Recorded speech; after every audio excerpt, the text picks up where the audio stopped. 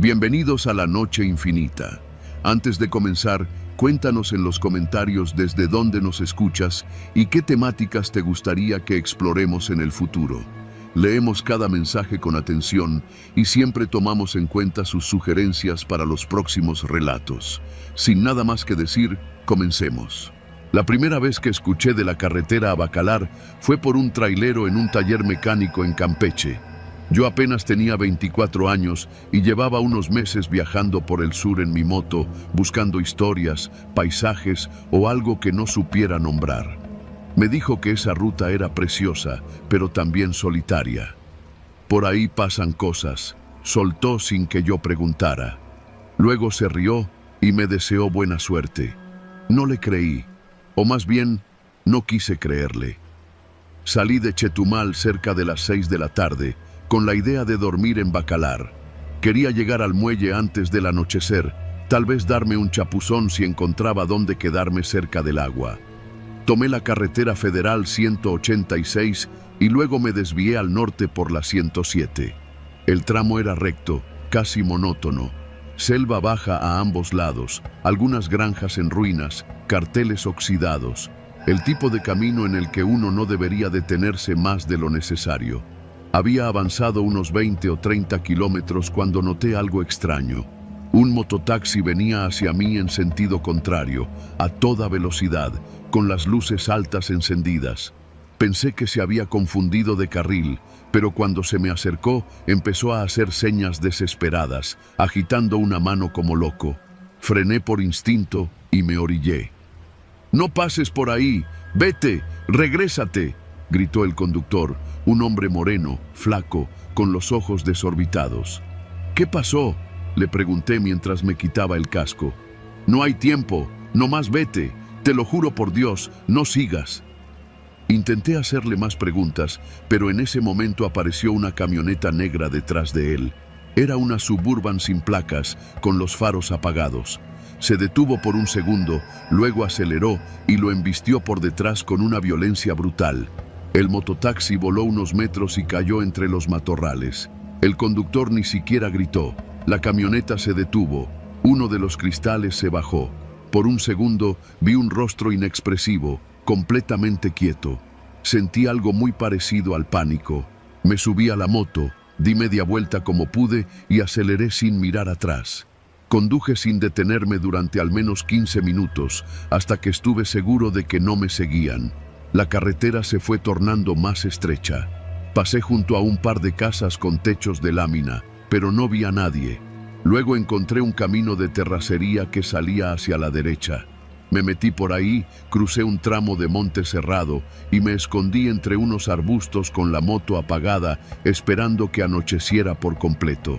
No tenía señal, ni llamadas ni mensajes. Solo tenía la maldita sensación de que algo me estaba buscando. Pasaron unas 3 horas. La luna apenas se veía entre las ramas. El zumbido de los insectos era tan constante que parecía venir de dentro de mi cabeza. Me moví lo menos posible. Cada ruido del monte me hacía girar la cabeza como si esperara ver la Suburban negra otra vez, o algo peor. Entonces escuché pasos. No eran de animal. Eran pasos humanos, seguros, pesados, rompiendo ramas, hundiéndose en la tierra húmeda. Me pegué al suelo. Entre los árboles apareció una silueta. No llevaba lámpara. Caminaba como si conociera el terreno a la perfección. Alto, ancho de hombros, vestido de negro. Pasó cerca de donde estaba escondido y por un segundo juré que olía a gasolina. Quise rezar, pero no me salía ni un Padre Nuestro.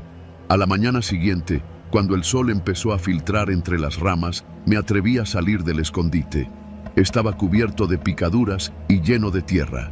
Encendí la moto y regresé al asfalto. No había rastros del mototaxi, ningún rastro de sangre, nada. Seguí hacia Bacalar, sin detenerme. Me quedé en un hostal junto a la laguna. Esa noche no pude dormir. Soñé con el mototaxista. Lo veía saliendo del monte, caminando hacia mí con una pierna rota, arrastrándose, diciendo una y otra vez: «Te dije que no pasaras, te dije». Al día siguiente, me acerqué a una fonda cerca del Zócalo y le conté a la señora que me sirvió los huevos motuleños lo que había pasado. Pensé que se iba a reír, pero se quedó seria, como si supiera exactamente de lo que hablaba. ¿Dónde fue?, me preguntó. Le describí el tramo. Eso ya ha pasado antes, dijo, bajando la voz. No todos los cuerpos aparecen. A veces es gente de por aquí, a veces turistas, pero siempre en ese mismo tramo. ¿Y la policía? ¿Cuál?, me respondió con una sonrisa amarga. Aquí la policía solo llega cuando ya es tarde, si es que llega. ¿Y la Suburban?, le pregunté. Dicen que es gente que hace cosas en el monte, cosas feas, que a veces cazan, pero no animales. No quise seguir preguntando. Esa misma semana regresé a Chetumal, pero tomé otra ruta. Desde entonces, cada vez que alguien me dice que quiere viajar a Bacalar, me muerdo la lengua. No quiero sonar loco, no quiero que piensen que invento cosas, pero tampoco he podido olvidar los ojos del mototaxista, el miedo que tenía cuando me gritó que me regresara, como si ya supiera que no iba a salir con vida. Desde entonces, cuando viajo en moto, llevo dos cosas conmigo, un machete y una estampita de San Benito pegada al casco.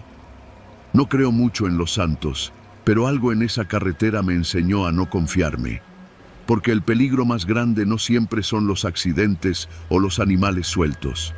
A veces, lo que te espera en el camino no viene del otro mundo, viene del nuestro.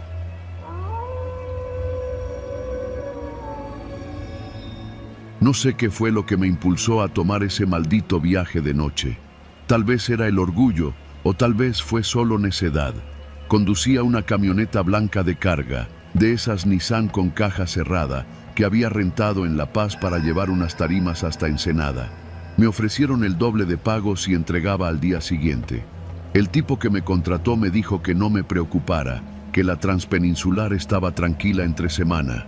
Era la 1 de la madrugada cuando crucé Ciudad Constitución.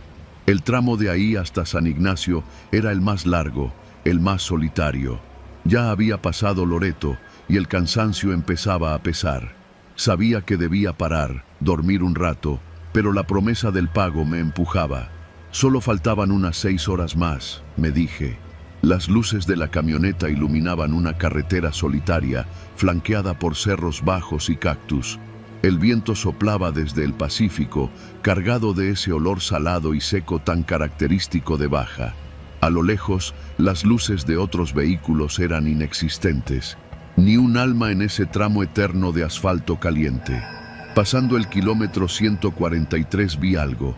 Al principio pensé que era un bulto en la orilla, quizá un animal atropellado, pero a medida que me acercaba, distinguí movimiento.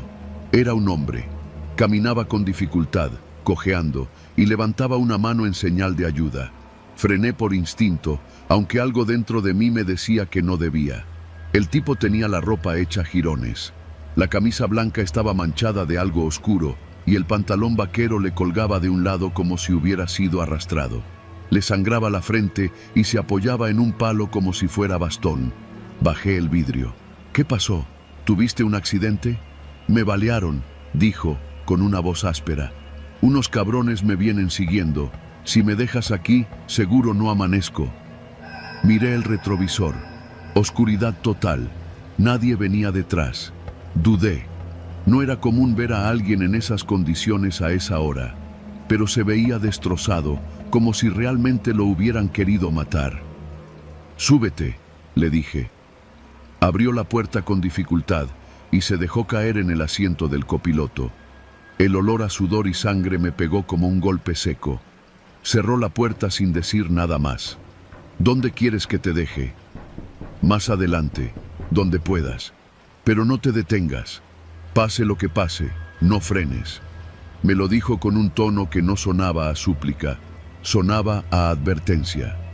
«¿Quién te está siguiendo?» Tardó unos segundos en responder. «Son 3, traen armas. Querían que hiciera un encargo, pero me negué. Pensaron que podían usarme como mula, pero no soy su perro». Lo miré de reojo. En su cinturón noté algo que no había visto antes. Una pistola, metida a la brava en la parte trasera de su pantalón. Me puse tenso de inmediato. El corazón me latía fuerte, pero intenté mantener la calma. ¿Y tú qué hiciste? No me miró. Seguía viendo por el retrovisor. Sobrevivir, pero no pienso morir solo. Si me agarran, tú también estás en esto. Tuve que tragar saliva. Me sudaban las palmas. ¿Qué chingados dices? Entonces volteó por primera vez. Tenía los ojos inyectados y una mirada que me dejó helado. Tú me recogiste. Ya no puedes bajarte. Seguí manejando. No dije nada. El tipo iba con la mano metida en la camisa, sosteniéndose una herida en las costillas. La sangre le manchaba el asiento. Pensé en bajarlo, frenar, empujarlo y salir corriendo. Pero no tenía el valor. No cuando él tenía un arma. Pasaron unos 10 minutos. Yo iba callado, con los ojos clavados en la carretera. Entonces de repente me gritó: ¡apaga las luces! Obedecí sin pensar. El camino quedó sumido en tinieblas, apenas visibles por la luz de la luna. Él se agachó en su asiento y me hizo una seña de silencio. Vi por el retrovisor. A lo lejos, un par de luces altas se asomaban, viniendo a toda velocidad. No frenes, no voltees. Me susurraba como si estuviéramos en una trinchera. El coche pasó junto a nosotros a más de 120. Un pick-up negro. En la parte de atrás, 3 tipos armados con rifles. Ni siquiera frenaron, pero el pasajero suspiró aliviado como si se hubiera salvado de la muerte. No van a tardar en regresar, dijo. Mira, cabrón, le dije, por fin harto. Yo solo soy un transportista, no tengo nada que ver con tus pedos, no me metas en esto. Se me quedó viendo, tranquilo, casi con lástima. Tú ya estás metido. Ellos vieron tu camioneta. Van a buscarla. Van a buscarte. Y si me dejas, te matan a ti también. Piensan que somos compas. Me sudaba la espalda entera. ¿Quiénes son? Gente del norte. Controlan este tramo desde Vizcaíno hasta San Ignacio. No los vas a encontrar en Google. No los menciones en voz alta. Ya te pusieron en la mira. Pasamos un letrero. San Rosendo, a 34 kilómetros. Tengo un primo ahí, le dije. Hay una gasolinera y una caseta de policía. No llegamos, contestó sin dudar. En 10 minutos nos alcanzan. Yo ya no sabía si creerle. Sentía que me había metido en algo que me superaba.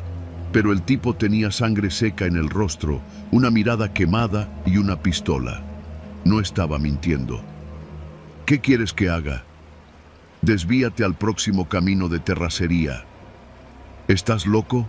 No conozco esas rutas. Yo sí, tú solo conduce. Minutos después, apareció un desvío hacia la derecha.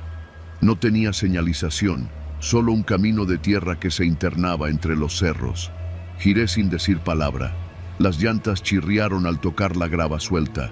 La camioneta brincaba con cada bache. Él me indicó una curva cerrada, luego una subida. Finalmente me hizo frenar. Apaga el motor. Lo hice. ¿Ahora qué? Se bajó sin decir nada. Caminó hasta la parte trasera de la camioneta y golpeó la puerta 3 veces. Pensé que iba a sacar algo, pero no. Solo abrió, revisó algo y la cerró. Listo, me dijo al volver. ¿Listo para qué? Volvió a sentarse, pero ahora traía la pistola en la mano, apuntando hacia el suelo. Para lo que venga. Pasaron 2 minutos, luego 5. En el silencio absoluto, escuchamos el motor, luego las luces. La misma camioneta negra apareció al fondo del cerro. Se detuvo justo donde habíamos salido de la carretera. «¿Nos vieron?», dije. «Sí», respondió él, sin moverse. Los focos se apagaron. No escuchábamos más que el viento, pero sabíamos que se acercaban. «¿Por qué no corres?», le pregunté. «Porque ya corrí demasiado». Y luego añadió, sin mirarme, «Cuando empiece, no te muevas. Si te bajas, no alcanzo a cubrirte». Las luces internas de la camioneta se apagaron. Nos quedamos en la completa oscuridad. Solo el sonido de los pasos en la grava, acercándose. 3 siluetas aparecieron por el costado. Una linterna los delataba. Uno de ellos gritó: «Sabemos que estás ahí, ya valiste madre». El hombre a mi lado abrió la puerta con rapidez, se agachó y disparó 2 veces. Yo grité. Las balas rompieron la calma con un estruendo seco. Uno de los tipos cayó. Los otros 2 se tiraron al piso y respondieron el fuego. Los vidrios de mi camioneta estallaron. Me agaché como pude, cubriéndome la cabeza. El tipo seguía disparando con precisión, sin decir una palabra. El intercambio duró menos de 1 minuto. Un solo minuto que pareció eterno. Luego, silencio. ¿Ya acabó?, susurré. Él no respondió. Me incorporé lentamente. Vi 2 cuerpos en el suelo. El tercero no estaba. Miré al tipo. Estaba herido de nuevo, sangrando más que antes, apoyado en la puerta. ¿Y el otro? Corrió. ¿Y tú? ¿Qué vas a hacer ahora? Se limpió la cara con la manga, como si fuera sudor. Lo que tenía que hacer ya está hecho. Me miró por última vez. A ti no te van a buscar. Yo me encargo. ¿Y cómo vas a salir? Se bajó sin responder. Caminó entre los cuerpos, recogió un arma y desapareció en la oscuridad.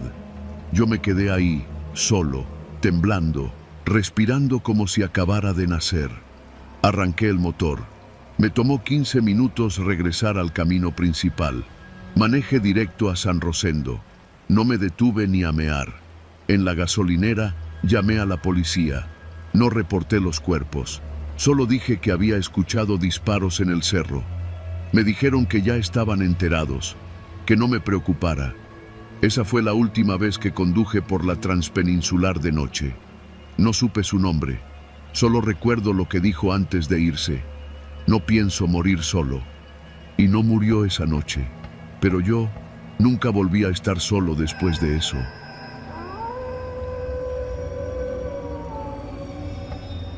¡Apaga las luces!, obedecí sin pensar.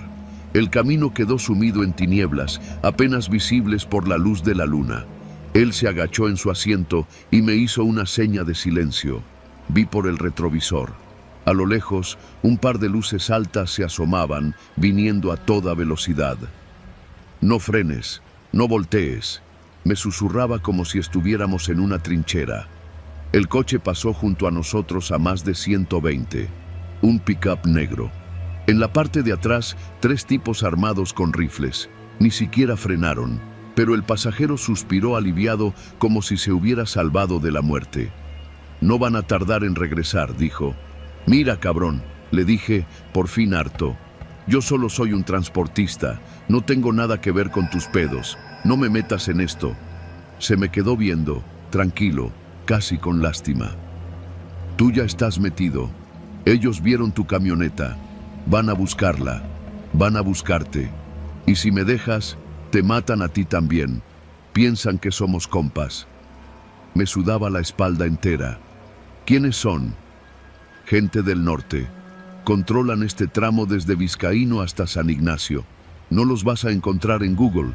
No los menciones en voz alta. Ya te pusieron en la mira. Pasamos un letrero. San Rosendo, a 34 kilómetros. Tengo un primo ahí», le dije. «Hay una gasolinera y una caseta de policía». «No llegamos», contestó sin dudar. «En 10 minutos nos alcanzan». Yo ya no sabía si creerle. Sentía que me había metido en algo que me superaba. Pero el tipo tenía sangre seca en el rostro, una mirada quemada y una pistola.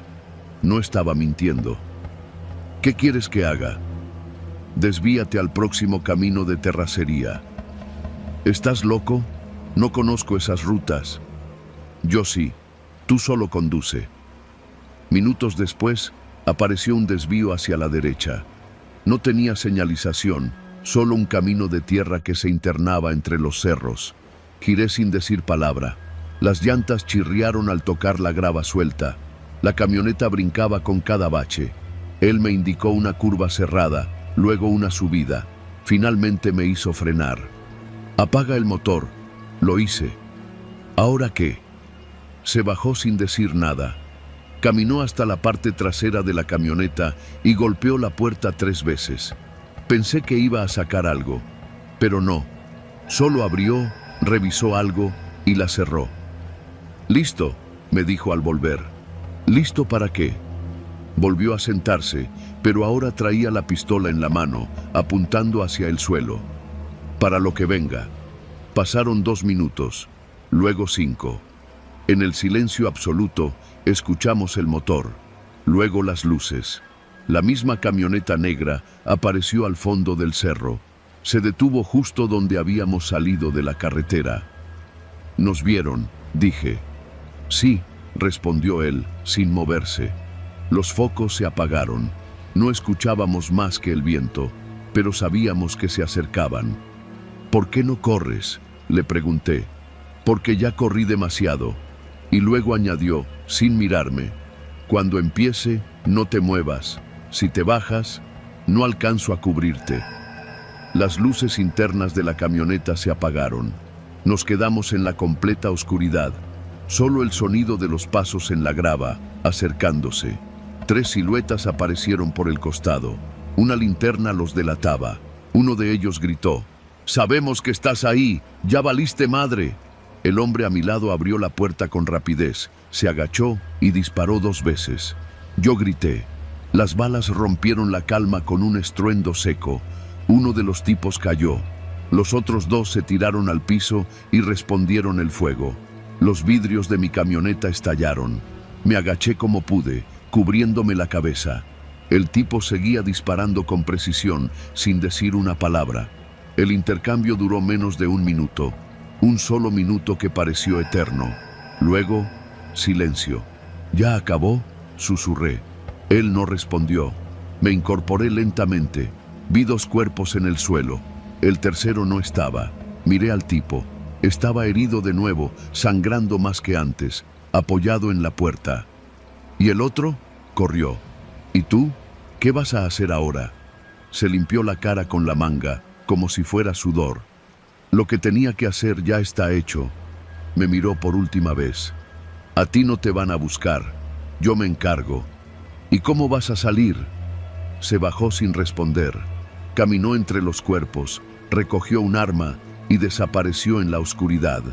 Yo me quedé ahí, solo, temblando, respirando como si acabara de nacer. Arranqué el motor. Me tomó 15 minutos regresar al camino principal. Manejé directo a San Rosendo. No me detuve ni a mear. En la gasolinera llamé a la policía. No reporté los cuerpos. Solo dije que había escuchado disparos en el cerro. Me dijeron que ya estaban enterados, que no me preocupara.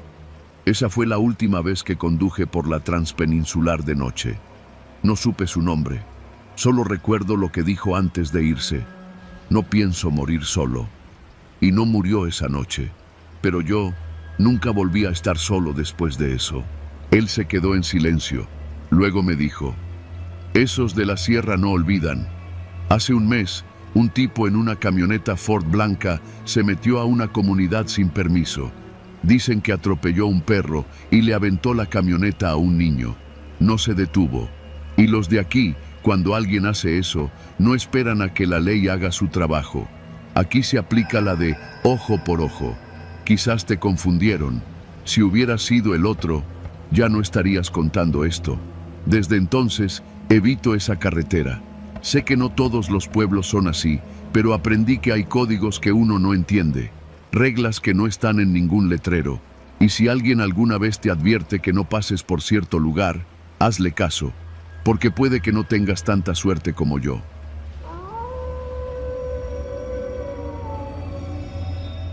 Yo no soy de contar historias, menos estas. Pero si hoy estoy aquí es porque me tocó ver algo que no le deseo ni al cabrón que me robó la moto hace 3 años.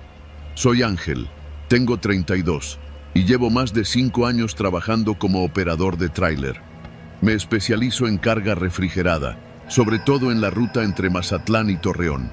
Es un trayecto largo, caluroso y lleno de rectas traicioneras. Pero si sabes leer la carretera y no eres pendejo, te acostumbras. El problema son las cosas que no se ven en los mapas ni en el clima. Esto pasó hace unos meses, casi al final de mayo, cuando el calor ya te parte la madre, aunque no bajes del tráiler.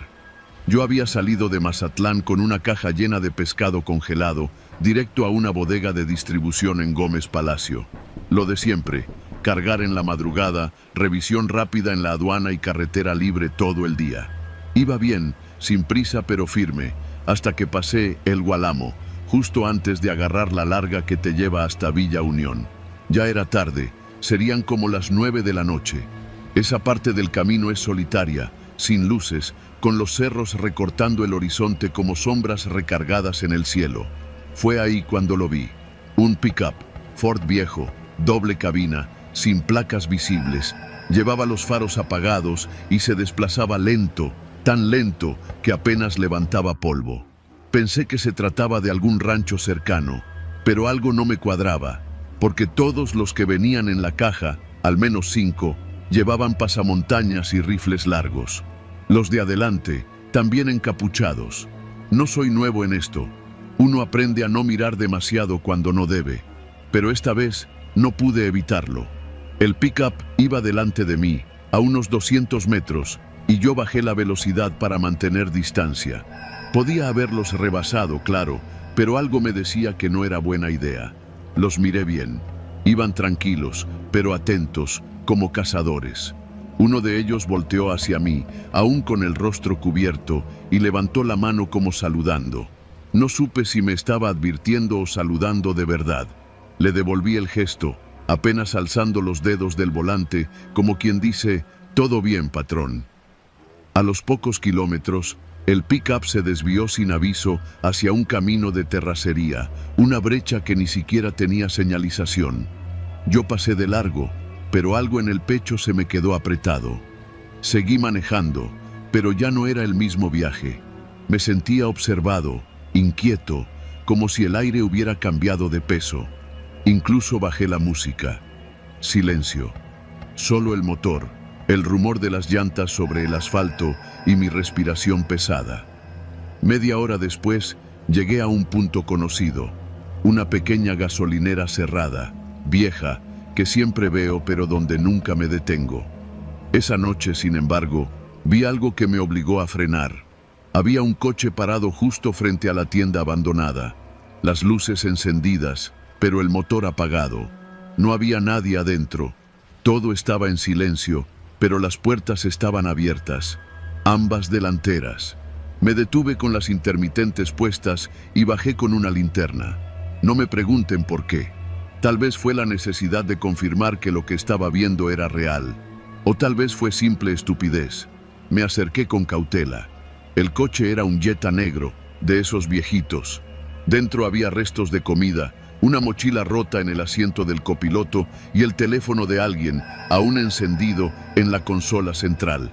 No había sangre, ni señales de violencia, pero tampoco huellas de que alguien se hubiera ido caminando. Nada, solo silencio y calor. Volví al tráiler y retomé la carretera. Pero no avancé ni 5 kilómetros cuando vi luces detrás. Altas, blancas, un solo vehículo. Era el mismo pick-up de antes. El estómago se me cerró como si alguien me apretara desde dentro. Subí la velocidad, no tanto como para parecer nervioso, pero sí lo suficiente para mantenerlos lejos. Aún así, el pick-up se mantuvo a distancia. No se acercaba, no se alejaba. Solo seguía ahí. Apagué el estéreo y abrí un poco la ventana.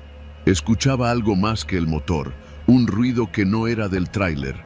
No podía identificarlo bien, como un retumbar seco, distante, como cuando revientan cohetes, pero no eran cohetes. Entonces vi algo que me heló por completo, una patrulla atravesada en la carretera, sin luces, sin señales de emergencia, sin movimiento.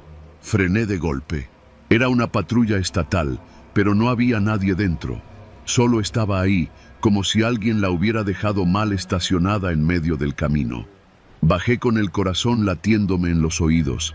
Me acerqué despacio, linterna en mano. Ni un alma. Y entonces lo entendí.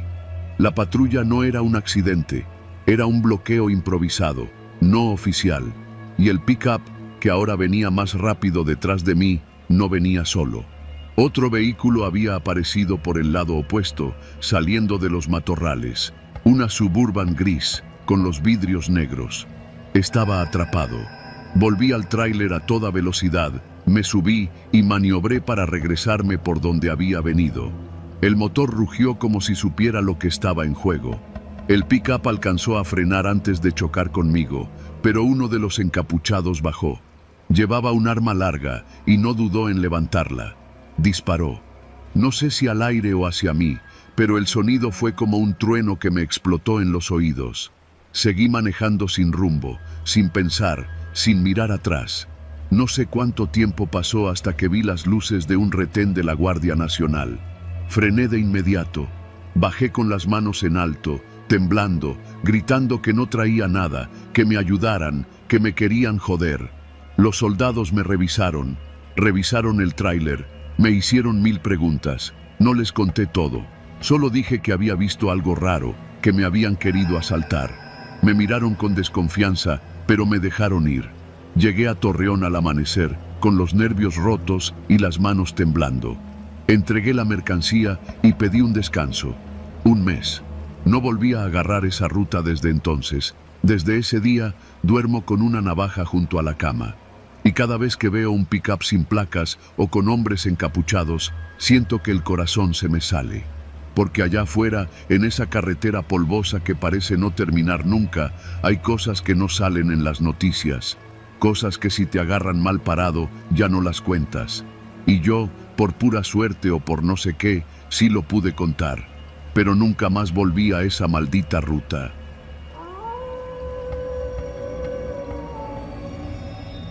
Había pasado ya de las 10 cuando salí de Chilpancingo. El cielo estaba cubierto y aunque no llovía, la humedad se sentía en los huesos. Manejaba solo en mi viejo Tsuru, con las luces altas encendidas y la radio apagada. No quería distracciones. Ya conocía esa carretera, la que va de Chilpancingo a Chilapa. Angosta, con curvas traicioneras, tramos sin señal y más leyendas que baches. Pero ese día no tenía opción.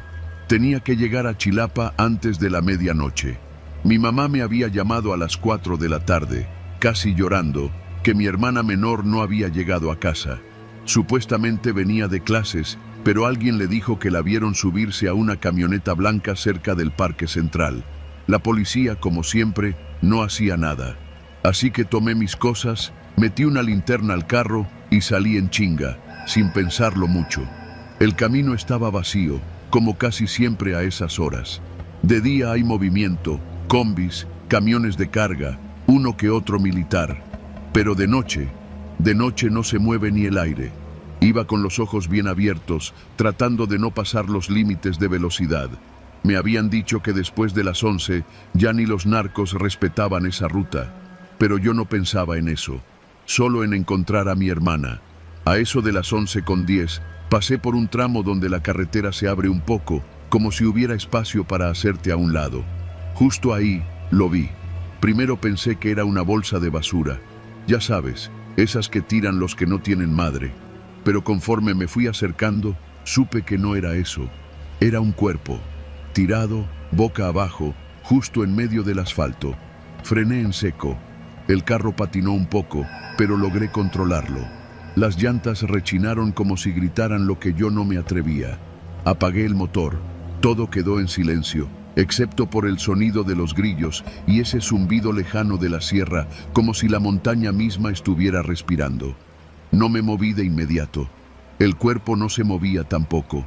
No había sangre visible, pero por la postura, un brazo extendido, el otro torcido hacia atrás, se notaba que estaba muerto. Entonces lo escuché. «Sigue manejando si quieres seguir respirando». La voz venía desde el monte, del lado derecho. Era una voz de hombre, ronca, seca, como si no hubiera hablado en días. No alcancé a ver a nadie, pero sonaba cerca. Lo suficientemente cerca para verme, para apuntarme, tal vez. Instintivamente llevé la mano a la palanca de velocidades. El corazón me retumbaba en el pecho. No podía quedarme ahí. No podía bajar. Pero tampoco podía simplemente pasar sobre un cadáver. ¿Y si no estaba muerto? ¿Y si era una trampa? «Te estoy hablando, cabrón. Dale o te tumbo». No esperé más. Encendí el motor y giré el volante hacia la derecha, saliéndome apenas del camino, pasando a escasos centímetros del cuerpo. Las llantas pisaron tierra, piedras. Sentí cómo el carro brincaba, pero no frené. Ya con el carro alineado otra vez, aceleré. fuerte, lo más que pude. No sé cuánto tiempo estuve manejando sin ver los kilómetros. El sudor me corría por la frente, la espalda mojada. Las manos me temblaban en el volante. No había señal, no había luces, no había nada. Solo la negrura y ese pensamiento martillándome la cabeza. Me vieron, me dejaron vivir. ¿Por qué? Después de unos 20 minutos, llegué a un retén militar. Nunca me había dado tanto gusto ver a esos cabrones. Frené de golpe, bajé la ventana y les grité, como loco. «Hay un muerto en la carretera, un cuerpo tirado», me gritaron desde el monte. Los soldados me apuntaron primero, luego uno se acercó. Les conté todo, entrecortado. Me hicieron bajarme. Revisaron el carro. Uno de ellos, el más joven, me miró a los ojos con algo que parecía miedo. «¿A qué hora fue eso?», preguntó. «Hace como 20 minutos. Por el kilómetro 52, cerca del desvío al río». El soldado mayor, bigote cerrado, cara de perro viejo, me miró serio. «Lárguese a su casa, no se detenga, no regrese, no diga nada». «¿Cómo que no diga nada? Hay un muerto. Y usted está vivo. Lárguese». No discutí. Me subí al carro y seguí. Llegué a Chilapa pasadas las 11:40. Mi mamá me esperaba en la banqueta. No había noticias de mi hermana aún. Esa noche no dormí. Nadie lo hizo. A las 5 de la mañana nos llamaron. La encontraron viva, atada, golpeada, tirada en un baldío cerca del panteón. Dice que alguien la bajó de una camioneta y la dejó ahí. No supo quién. Pasaron los días. Nadie habló del cuerpo en la carretera. Pregunté en el retén. Ya no había nadie, ni rastro. Como si lo hubieran levantado todo. Como si jamás hubieran estado ahí. Desde entonces no paso por esa carretera de noche. No importa la urgencia, prefiero esperar el amanecer o rodear por Tixtla, porque sé lo que vi, sé que hay gente allá afuera que no se esconde. Gente que manda, que decide quién vive y quién no. Y esa noche, por alguna razón que nunca entenderé, decidieron dejarme pasar. Pero el cuerpo, esa figura tirada en el asfalto, a veces lo sueño, lo veo desde lejos, y siempre, justo antes de despertarme, escucho esa voz desde el monte. Sigue manejando si quieres seguir respirando. Y yo sigo manejando, siempre.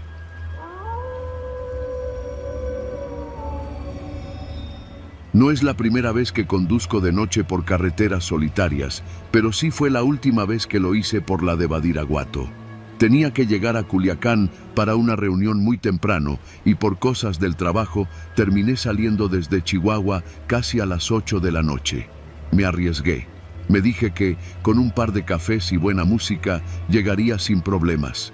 Al principio, todo marchaba como lo planeado. El camino estaba despejado, el aire acondicionado me mantenía despierto y el cielo era una manta oscura apenas manchada de estrellas. Conduje sin parar por más de 3 horas hasta que llegué a un tramo que no conocía bien, ya entrando a Sinaloa, antes de empalmar con la desviación que lleva hacia Badiraguato. Para ser claro, no estaba drogado, no estaba ebrio, no estaba alucinando. No soy de los que creen en fantasmas, ni en brujas, ni en maldiciones de pueblos fantasmas. Pero sí creo en la gente, en la maldad humana, en las cosas que pueden pasar en silencio cuando uno se topa con las personas equivocadas, en el lugar y momento equivocados. Faltaban tal vez 40 minutos para llegar a Culiacán cuando vi las luces intermitentes de una patrulla estacionada al costado de la carretera. Iba solo, eran casi las 2 de la madrugada, y aunque la zona se notaba vacía, bajé la velocidad. Al pasar junto a la patrulla, un agente hizo señas para que me detuviera. Tenía una lámpara en la mano y un uniforme perfectamente planchado. Me pareció un poco raro, pero asumí que sería un retén. Nada fuera de lo común, pensé. Me orillé. El hombre se acercó despacio. Noté que su patrulla no tenía número visible, ni logotipos oficiales, solo las torretas encendidas. Se acercó por el lado del conductor y me pidió que bajara la ventana. Lo hice. Tenía un rostro seco, moreno, de facciones muy marcadas. No parecía nervioso ni agresivo, pero tampoco mostraba expresión alguna. «¿Hacia dónde va, joven?», me preguntó con voz áspera. «A Culiacán», respondí, mostrando mis papeles sin que me los pidiera. Los tomó, los revisó por encima y luego me miró con atención. «Vamos a hacer una revisión. Bájese del vehículo, por favor». No tenía razón legal para pedírmelo, pero algo en su tono me hizo dudar. Pensé en cooperar, en no hacer problemas. Ya estaba cansado, solo quería terminar el viaje. Fue entonces cuando escuché el sonido de otro motor acercándose. Era una camioneta vieja, tipo Silverado, y venía algo rápido. Me pasó por el otro carril sin frenar, pero el conductor gritó algo por la ventana mientras pasaba. «Ese uniforme no existe en Sinaloa, compa. Súbase al carro y váyase». El oficial se volteó de inmediato hacia la camioneta, pero no hizo ningún movimiento para detenerla. Solo la vio perderse en la curva. Yo me quedé congelado. «¿Qué fue eso?», le pregunté, casi en automático. No respondió. Se me quedó viendo, ahora con los labios apretados. Su rostro había perdido cualquier intento de amabilidad. «¿Tiene algo que esconder o por qué le hacen segunda los locos de la carretera?», dijo, esta vez más duro. Algo no me cuadraba. Le pregunté por su placa, por su nombre, por la unidad. No respondió. Me hizo una seña con la cabeza para que bajara. Lo pensé, lo dudé. Y entonces algo me alertó. El uniforme. Era de color café claro, sin distintivos visibles, sin parche del municipio, del estado, ni de la Guardia Nacional. No tenía nada. «¿Usted de qué corporación es?», insistí. La expresión le cambió por completo. Ya no era un oficial, era otra cosa. Se me quedó mirando sin parpadear, como si estuviera decidiendo si valía la pena seguir con el teatro. «¿De veras quieres saberlo?». No me dio tiempo de reaccionar. Dio la vuelta al frente del auto y sacó algo del cinturón. No supe si era una lámpara o un arma. Mi cuerpo reaccionó antes que mi cerebro. Cerré la ventana, pisé el acelerador y salí derrapando. Escuché que gritó algo, tal vez un insulto, pero no me detuve a comprobarlo. Solo vi por el retrovisor que no me seguía. La supuesta patrulla se quedó donde estaba. Apagué mis luces y seguí a toda velocidad, temblando, sin saber si alguien más me esperaba más adelante.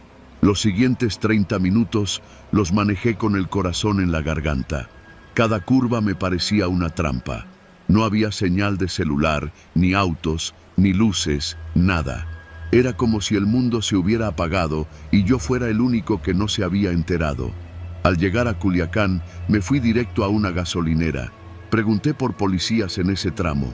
El despachador, un señor ya grande, me miró raro. ¿Por Badiraguato? No hay retenes nocturnos desde hace meses, mijo. Allá no mandan policías. Y si ve uno, mejor ni se pare. ¿Traía uniforme? ¿Color arena? Sí, no, mejor ni se meta. Ahí lo supe. No había sido un oficial. Había sido algo más peligroso. Un intento de secuestro, o de robo, o de ejecución. Nadie me lo dijo, pero lo entendí. Estaban cazando autos solitarios, hombres que viajaban solos. Y esa noche me tocaba a mí. Fui a presentar una denuncia, solo por dejar constancia. No hubo seguimiento. La patrulla no existía, el número de unidad que di era falso, y el uniforme, según el comandante, no coincidía con ningún cuerpo municipal ni estatal. Me recomendaron no viajar solo por esa carretera. No lo he vuelto a hacer. Todavía me desvelo pensando qué hubiera pasado si salgo del coche, si no hubiera pasado la camioneta, si hubiera obedecido. En México, el miedo no siempre tiene forma de monstruo. A veces tiene forma de autoridad, de una placa sin número, de un uniforme que no existe.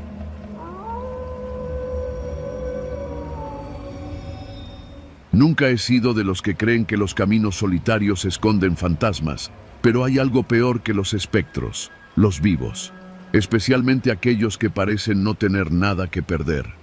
Era martes. Eran casi las 10 de la noche cuando salí de Cuernavaca rumbo a Chilpancingo. Trabajo como proveedor de insumos médicos y por ahorrar una noche de hotel, decidí manejar de regreso esa misma noche. Maldita decisión. La autopista del Sol a esa hora estaba desierta, solo uno que otro tráiler y algún coche rezagado. Me habían advertido que no era buena idea circular tan tarde, pero el cansancio acumulado de semanas me tenía más terco que de costumbre. Además, ya había manejado por ahí decenas de veces. Me sabía cada curva, cada caseta, incluso algunos baches de memoria.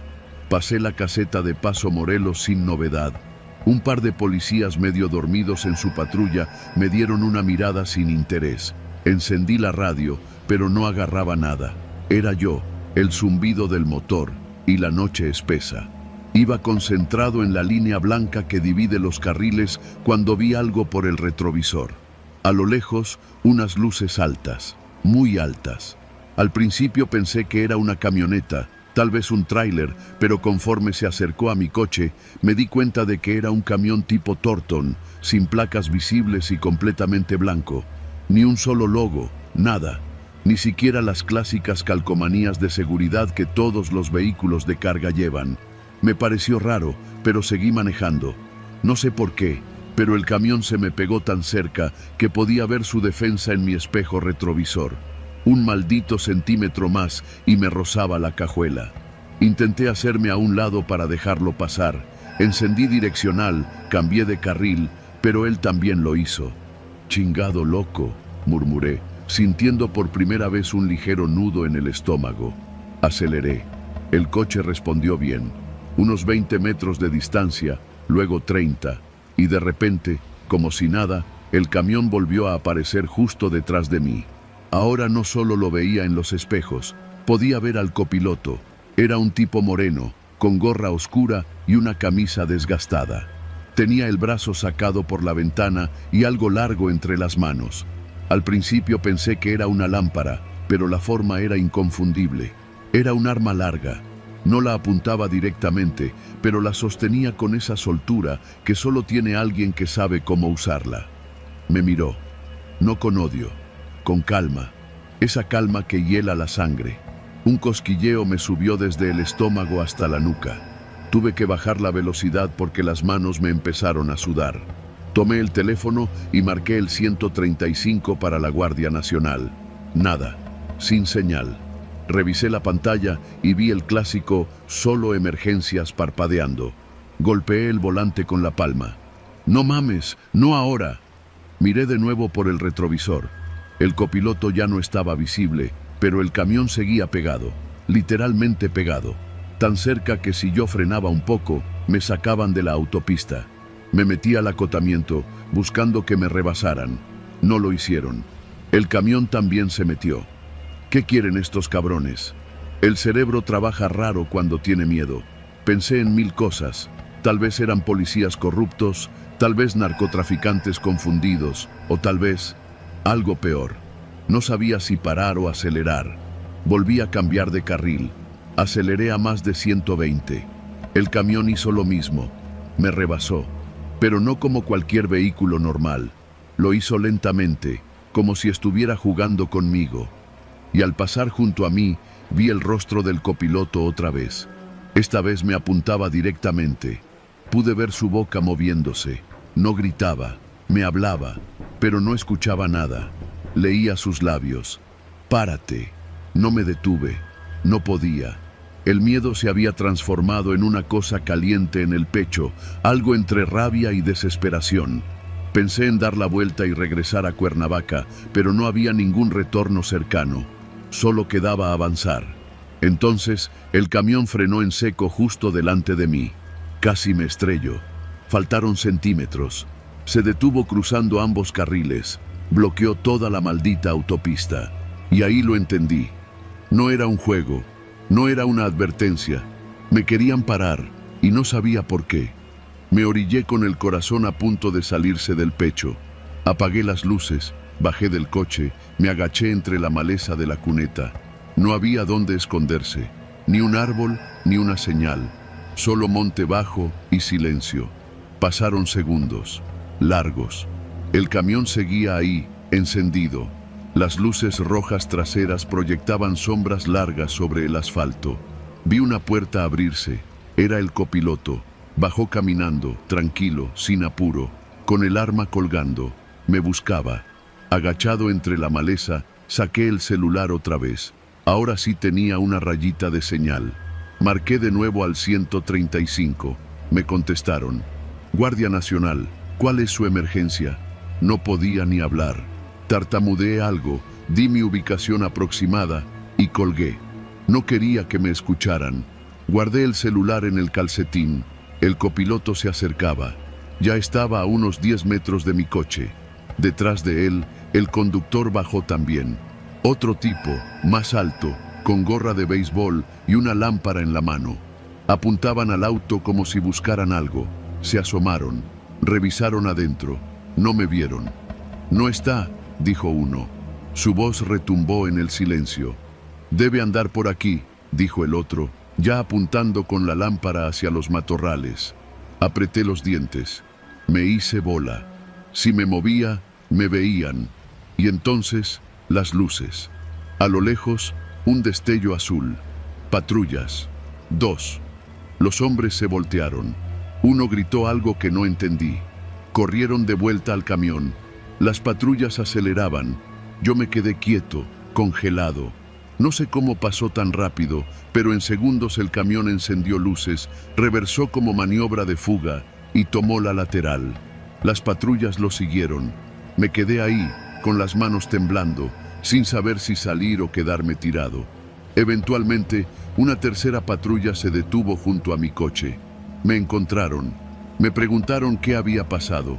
No pude hablar bien. Solo alcancé a decir, me querían bajar. Me apuntaron. Me escoltaron hasta la siguiente caseta. Ahí me dijeron lo que no quería oír. El camión se perdió. Se metió en una brecha de terracería cerca de Mezcala y desapareció. Hice el reporte. Me ofrecieron llevarme a Chilpancingo con resguardo. Acepté. No supe más de ellos. Nadie me dio respuestas. El camión sin logos, el copiloto del arma, el conductor con lámpara, nada. Como si nunca hubieran existido. Pero existieron. Lo sé porque aún los veo. Cada noche que me atrevo a tomar la carretera, cada que un camión se me pega demasiado cerca, cada vez que un rostro inexpresivo me mira desde otra ventana. No volví a manejar de noche. No volví a la autopista del sol sin compañía. Y siempre llevo gasolina suficiente para no detenerme. Porque allá afuera, en algún tramo sin vigilancia, ese camión sin logos aún circula, esperando que alguien más se cruce en su camino.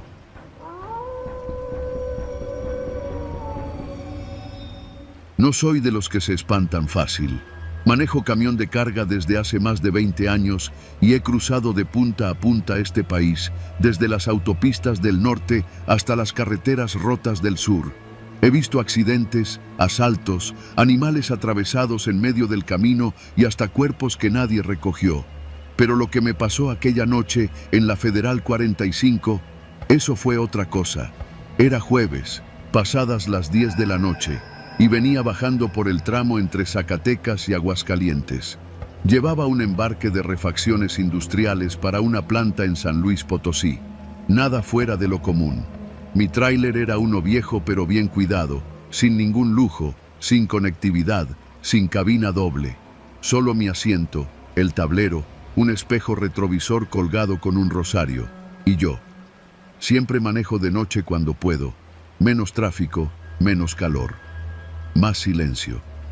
Esa noche, la carretera estaba particularmente solitaria. A veces pasaban minutos sin ver otro par de luces. El asfalto brillaba como si aún guardara el calor del día, y a lo lejos, los cerros oscuros se alzaban como dientes contra el cielo. Tenía la radio apagada, solo el sonido constante del motor y el viento. Me mantenía despierto mascando hielo de una hielera de unicel que siempre cargo conmigo. Fue justo después de pasar el entronque a Luis Moya cuando vi el tráiler. Primero pensé que era un camión estacionado. No tenía luces traseras, ni intermitentes, ni reflejantes, nada. Pero no estaba en el acotamiento. Estaba en mi carril, en medio de la carretera. Lo vi apenas a unos 50 metros. Pisé el freno tan fuerte que la carga me pegó desde atrás y el cinturón me apretó el pecho. Logré detenerme a pocos metros. Me bajé encabronado, con la linterna en mano, pensando que se trataba de algún cafre dormido o una falla mecánica. Di vuelta por el costado del camión, esperando ver al chofer, pero no había nadie en la cabina. Las luces delanteras también estaban apagadas. El motor, muerto. La caja era grande, cerrada, de esas refrigeradas que usan para transportar carne. Me acerqué más, intentando ver si alguien había dejado una nota o si al menos había placas. Pero en cuanto di la vuelta hacia la parte trasera del tráiler, escuché un ruido seco, como si una puerta se cerrara con fuerza. Me congelé. Volteé hacia mi tráiler. La puerta de mi cajuela estaba abierta. Mi carga estaba sellada con candado. Eso era lo primero que revisaba antes de salir. No había manera de que esa puerta se abriera sola. Caminé de regreso, con la linterna temblándome en la mano. Mientras me acercaba, vi las siluetas. Eran 3 hombres. Salieron por detrás de mi tráiler, uno por uno, como si ya hubieran estado ahí desde antes. No traían pasamontañas ni armas visibles, pero sí chamarras gruesas con capuchas y pantalones militares. Uno de ellos traía guantes negros. Caminaban con calma, como si supieran exactamente lo que hacían. Yo me detuve en seco. ¿Qué se les ofrece?, pregunté, con el tono más neutral que pude. El primero, el de los guantes, me miró directo a los ojos. Tenía la piel quemada por el sol, los ojos pequeños y una sonrisa chueca que me encendió todas las alertas. No dijo nada, solo miró hacia la caja abierta y luego a mí. ¿Qué llevas?, preguntó otro, más bajo, con una voz ronca. Refacciones, herramienta industrial, respondí sin vacilar. Se acercaron. El de los guantes brincó a la cajuela como si fuera suya. Revisó por unos segundos, luego volvió a bajar y caminó hacia mí. Lo hizo despacio, como si disfrutara del suspenso. No es lo que buscamos, dijo. Los 3 me rodearon. Yo no me moví, no hablé. En el oficio uno aprende a no hacer olas. No estaban drogados, se notaba. Tampoco tenían prisa. Eso fue lo que más me preocupó. Los que quieren robarte lo hacen rápido, gritan, amenazan, sacan armas. Estos no. Estos revisaban, observaban y no me quitaban la vista de encima. ¿Qué hora es?, preguntó el más alto, con la capucha hasta los ojos. Casi 11, respondí sin mirar el reloj. El de los guantes asintió. Luego se dirigió al tráiler sin luces, el que estaba frente a mí. Golpeó la puerta lateral 3 veces, despacio, como si tocara una clave. La puerta se abrió desde adentro, y entonces supe que estaba jodido. Del interior bajaron otros 2 tipos, no tan corpulentos, pero igual de serenos. Uno traía una libreta, el otro una lámpara de mano. Se acercaron a mí, y uno empezó a revisar los números impresos en la cabina de mi tráiler. Número de serie, razón social, placas, todo lo apuntaban. Yo seguía sin moverme. ¿A quién le llevas esto?, preguntó el de la libreta. A una planta en San Luis. Tengo la orden de entrega en la cabina, dije, apuntando con la linterna al parabrisas. No hace falta, respondió. Ya lo sabemos. Uno de los tipos que había salido de su tráiler se acercó a la parte trasera del mío, sacó una cámara pequeña y empezó a tomar fotos del interior. Luego, como si nada, cerraron la puerta, la aseguraron y regresaron a su tráiler. Pasa cuando te digamos, dijo el de los guantes. Quédate ahí. Regresaron al tráiler sin luces. Uno por uno subieron. La puerta se cerró. No encendieron el motor. No se movieron. Pasaron 5 minutos, luego 10. Yo no sabía si debía irme o quedarme. Volteaba a cada rato, buscando luces, esperando que apareciera una patrulla o al menos otro tráiler que me diera excusa para arrancar. Pero no pasó nadie, ni un alma. Y entonces vi algo que todavía no me explico. El tráiler frente a mí, ese al que habían subido los 5 tipos, empezó a moverse, sin encender el motor. Primero lento, como si se deslizara, luego más rápido. Se desvió hacia la orilla de la carretera y giró hacia la terracería. Se adentró en el monte sin luces, sin sonido. Solo se perdió entre los matorrales como si no pesara nada. Cuando quise seguirlo con la linterna, ya no estaba. Ni polvo levantó. Me quedé ahí, con el motor encendido y las manos sudadas. No entendía nada. Revisé mi tráiler.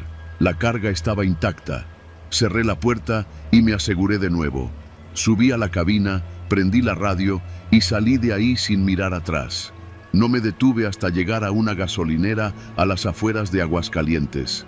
Estacioné el tráiler, bajé y fui directo a lavarme la cara. Compré un café y me senté en la mesa más cercana a la ventana. Un viejito, también chofer, se me quedó viendo. Me preguntó si todo bien.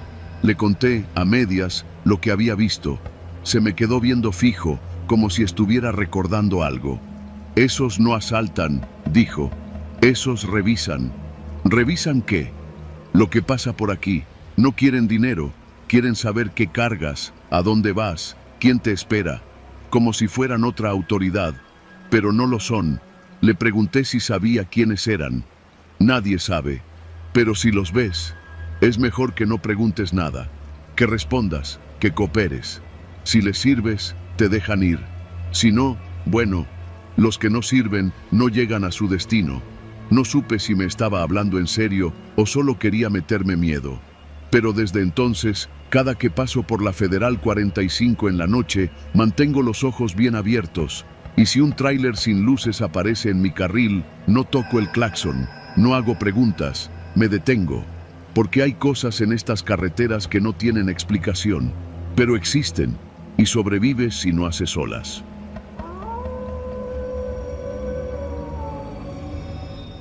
No sé cuánto tiempo más voy a seguir manejando. La carretera a Cuautla parece alargarse más cada vez que la transito, como si se burlara de mí. He hecho este trayecto decenas de veces, sobre todo cuando regreso de entregar mercancía en Tepetlixpa. Soy comerciante, vendo artículos de limpieza en mercados y tianguis. Hoy terminé más tarde de lo normal, eran casi las 9 cuando recogí mis cosas. El cielo está despejado, pero el camino se siente sucio, como si el aire estuviera más denso, más pesado. El tramo entre Yecapixtla y Cuautla nunca me ha gustado de noche. Tiene demasiadas curvas, muchos tramos sin luz y una sensación constante de que no estás solo, aunque no venga ningún otro auto. Y esta vez no hay ni un alma. Revisé el retrovisor por 5ª vez.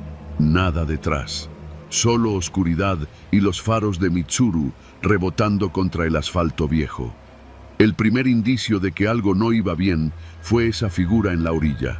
Caminaba sin prisa, con una bolsa de plástico en la mano y la otra en el bolsillo. No paré.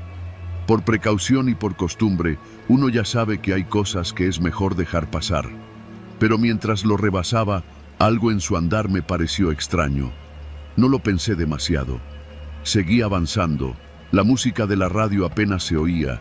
Era un programa de boleros que siempre escucho en el regreso. Sentía un nudo en el estómago sin razón, como si me estuviera por pasar algo.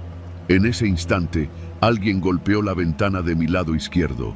No frené, no desaceleré, solo giré la cabeza.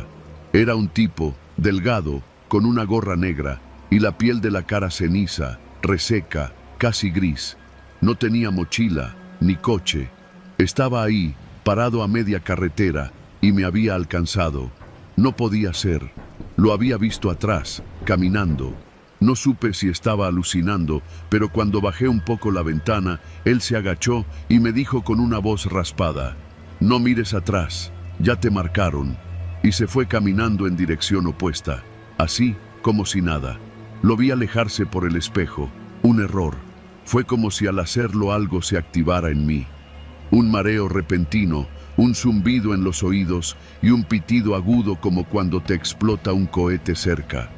Frené de golpe, instintivamente, sin saber por qué. Mi corazón latía como loco. No había razón lógica para ese miedo, pero lo sentía ahí, clavado en la garganta. Esa advertencia. Ya te marcaron. ¿Quién? ¿Por qué? No tiene sentido, pero el cuerpo sí lo entendía. El sudor frío, las manos temblando y esa necesidad de no mirar atrás otra vez. Seguí avanzando, poco a poco, acelerando de nuevo. 40, 50, luego 60. Pero ya no me sentía solo. Había algo más conmigo. No hablo de fantasmas, ni brujas, nada de eso. Era algo más físico, más presente, como cuando alguien se sube a tu auto y sabes que está ahí, aunque no te diga nada. Lo sentía en el asiento trasero, aunque no me atrevía a girar la cabeza. Cada vez que pasaba bajo un poste de luz, una sombra distinta cruzaba el retrovisor. Nunca lograba verla por completo, solo un bulto, una forma sin detalles, pero ahí estaba. Sabía que estaba. Respiraba distinto el aire. Se sentía usado. Pensé en orillarme. Pero ¿para qué? ¿Y si tenía razón ese tipo? ¿Y si mirar atrás era justo lo que no debía hacer? Solo quedaba avanzar. Tomé la desviación a Tetelcingo. No estaba en mis planes, pero necesitaba luz, gente, movimiento. El camino era más angosto, con casas pequeñas a los lados. Vi una tiendita con un letrero de «Se venden bolillos y huevo por pieza». Frené, bajé del auto y fingí buscar algo en el maletero solo para despejarme. No había nadie, ni el tendero, ni un perro, solo el zumbido de un poste de luz y el sonido de mi motor encendido, el silencio de un pueblo dormido. Y fue ahí cuando escuché una voz dentro del coche, una voz que no era la mía. «Ya volteaste, ¿ahora para qué corres?». No grité, ni me moví. Solo cerré el maletero y volví a subirme. Manejé sin pensar, guiado por puro instinto. Los últimos 15 kilómetros fueron los peores. La sombra ya no estaba en el asiento trasero. Ahora la sentía a mi lado, como si alguien más manejara conmigo. No lo miraba, pero sabía que, si lo hacía, si me atrevía a voltear la cara, ahí iba a estar, esperando. Y cada curva era una prueba, cada tope, un susurro al oído, cosas que no entendía, pero que sonaban como fragmentos de conversaciones que no eran mías. El que los ve primero no es el que muere, tienes que llevarlo contigo. El otro lo trajo y tú lo recogiste, cosas sin sentido, pero con un eco que se metía en los huesos. Pasé por el retén militar de Santa Inés. Estaba vacío. Siempre hay al menos 2 soldados ahí. Esta vez no, solo los conos y una silla de plástico volteada. Aceleré. No sé cómo llegué a mi casa. Me estacioné sin recordar haber tomado las últimas curvas. Entré como loco, cerré puertas, ventanas. No prendí luces. Me quedé en la sala con las llaves apretadas en la mano, respirando como si acabara de correr una maratón. Eran las 2:30 de la madrugada. No dormí. Me senté en una esquina de la cocina y me quedé ahí hasta que salió el sol. Cuando llegó la mañana, revisé el coche. En el retrovisor había una mano marcada, como si alguien la hubiera presionado con fuerza contra el cristal por dentro. Los dedos estaban largos, delgados. No eran los míos. Llamé a mi compadre Nacho, que vive en Cuautla. Le conté por encima lo que pasó. Él no se rió, ni dijo que estaba loco. Solo preguntó, ¿le hablaste? ¿A quién? Al vendedor, el que te avisó. No, solo me dijo eso y se fue. Hubo un silencio. Luego dijo, menos mal, si le contestas, te lleva. No quise saber más. Tiré el retrovisor, lo quité del coche y lo arrojé a la barranca detrás de la casa. Desde entonces manejo sin uno. Nunca más volví a esa carretera de noche. Si tengo que ir a Cuautla, salgo de día. Y regreso de día, aunque me cueste ventas. No me importa. Esa noche aprendí que hay cosas que uno no debe ver. No porque sean paranormales, sino porque alguien más quiere que las veas. Y cuando lo haces, ya no hay vuelta atrás. Y tú, si alguna vez te toca ir por esa carretera y un hombre te golpea la ventana y te dice que no mires atrás, hazle caso y no digas ni una palabra.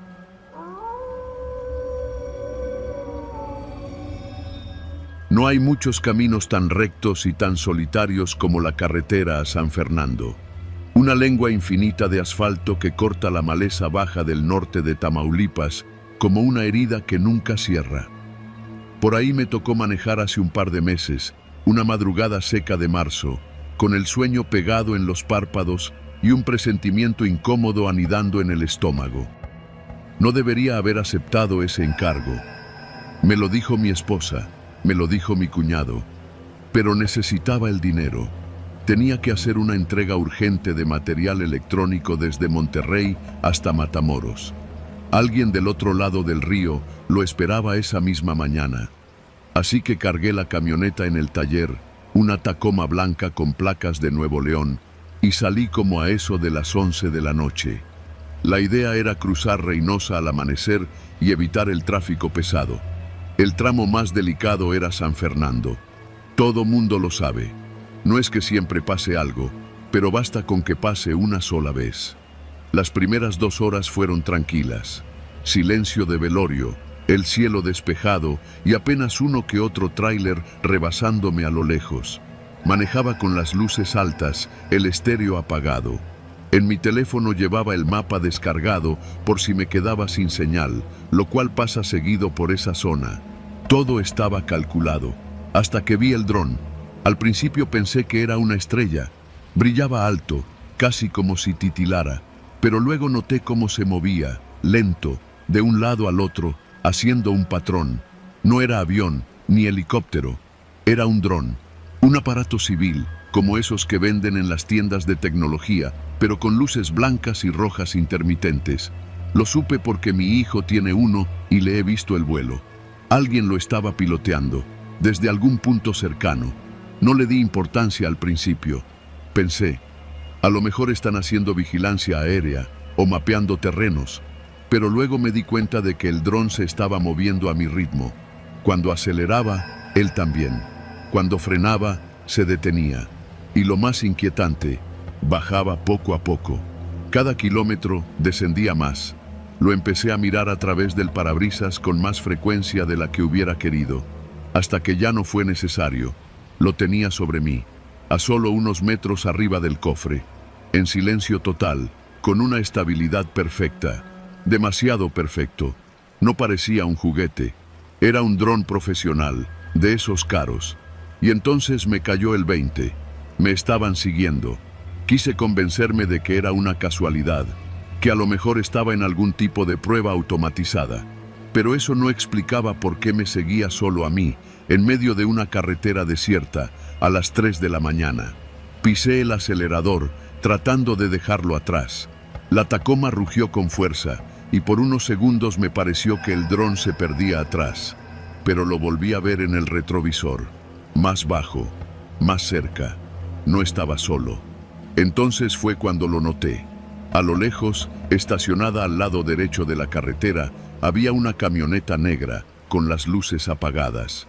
Era una Suburban, de esas que ves en las películas, con vidrios polarizados y defensas reforzadas.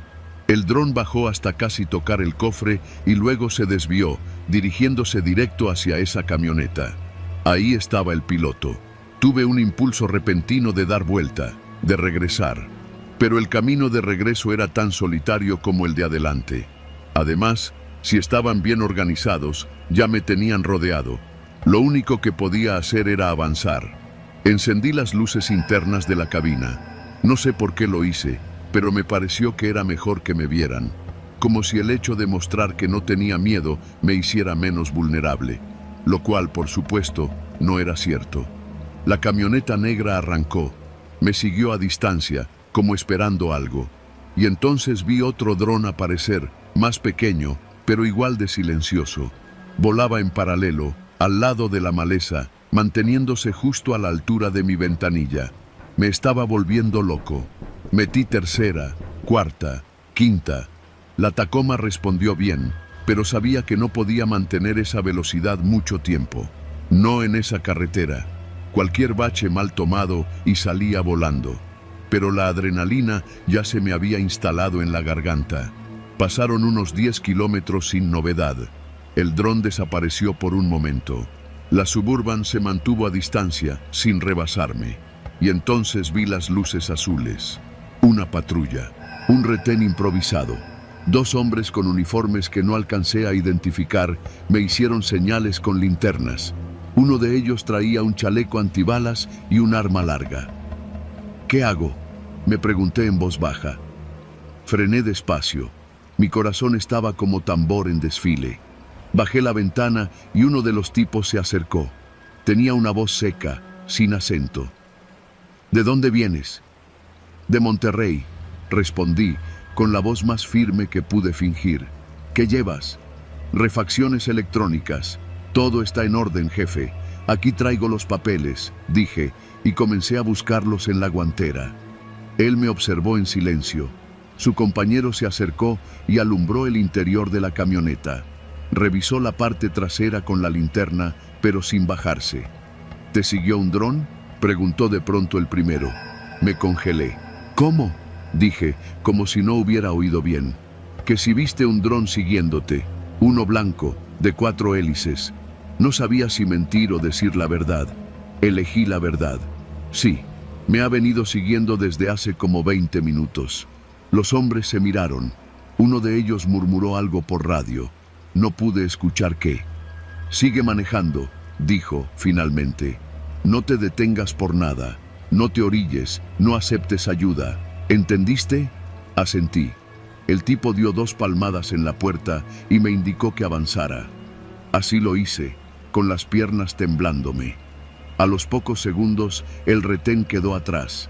La carretera volvió a tragarse el mundo, pero la Suburban no. Seguía ahí, ahora más cerca.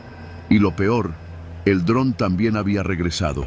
Volaba justo sobre mí, como si supiera que me habían advertido, como si fuera parte del juego. Esta vez bajó aún más.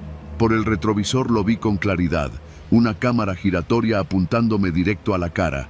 Me estaban grabando. Fue entonces cuando vi el letrero, entrando a San Fernando. No podía seguir por ahí, tenía que salirme de la ruta. Fue cuando recordé que unos kilómetros adelante había una desviación de terracería hacia un pequeño ejido. Lo había visto en Google Maps al planear la ruta. No era parte del trayecto, pero era mi única opción. Si lograba internarme ahí, tal vez los drones perderían visibilidad. Apagué las luces un instante, me orillé como si fuera a detenerme y en un movimiento rápido giré hacia la desviación. El camino era puro polvo y piedra suelta.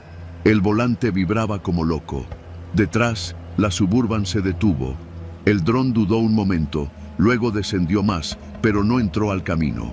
Había funcionado. Avancé casi 5 minutos por la terracería. Oscuridad total. Silencio. Sin cobertura. Apagué el motor. Respiré hondo. Abrí la puerta lentamente. Y entonces escuché el zumbido. Un dron. Pero esta vez estaba delante de mí. Y detrás, los faros de la Suburban iluminaban el camino. No había escapatoria. Entonces, por puro instinto, tomé la única decisión que me ha salvado en la vida. Aceleré. Metí reversa, volví al camino principal y, para mi sorpresa, el retén seguía ahí. Solo que ahora, los hombres estaban apuntando con las armas levantadas, no hacia mí, sino hacia la Suburban. Y fue entonces cuando todo se desató. Luces, gritos. El dron se apagó. La Suburban intentó dar vuelta, pero otra patrulla la bloqueó. Alcancé a ver hombres salir corriendo hacia el monte, pero la oscuridad se los tragó. Me bajé con las manos arriba, gritando que no traía nada. Me revisaron, me pidieron los papeles, les mostré todo, me apartaron del camino. Uno de los oficiales, más joven, me explicó en voz baja. No eran nuestros drones, los estaban usando para marcar vehículos interesantes. Ya había pasado antes. Le pregunté si eran del narco, del ejército, de algún cártel. Él solo me miró en silencio. Lo importante es que ya estás a salvo. Vete de aquí. No vuelvas a manejar de noche por esta carretera. No necesitaba que me lo repitieran. Horas después, ya con el amanecer pintando el cielo de naranja, crucé la garita de Matamoros con las piernas aún temblorosas. No he vuelto a hacer entregas nocturnas, ni por todo el dinero del mundo. Y cada vez que escucho el zumbido de un dron en el cielo, no puedo evitar mirar hacia arriba y pensar si alguien me está marcando otra vez.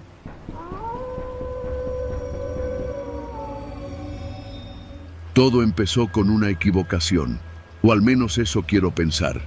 Iba solo, manejando de regreso a Yajalón desde Palenque, donde había entregado un pedido importante para el taller.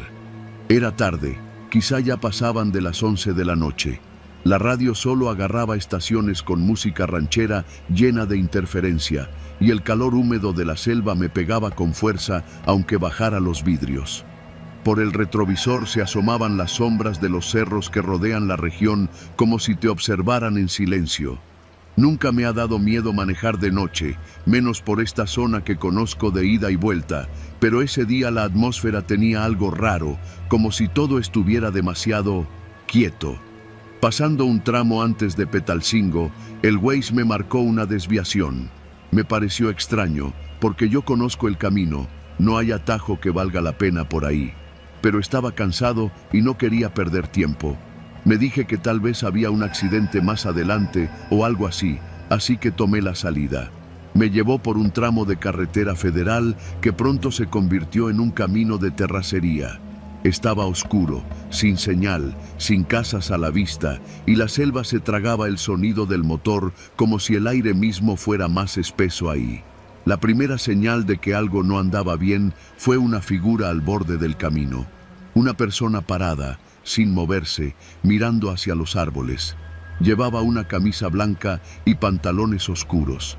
Pasé a su lado despacio, esperando ver si pedía ayuda o hacía algún gesto, pero no se movió. Ni siquiera volteó a verme. Aceleré.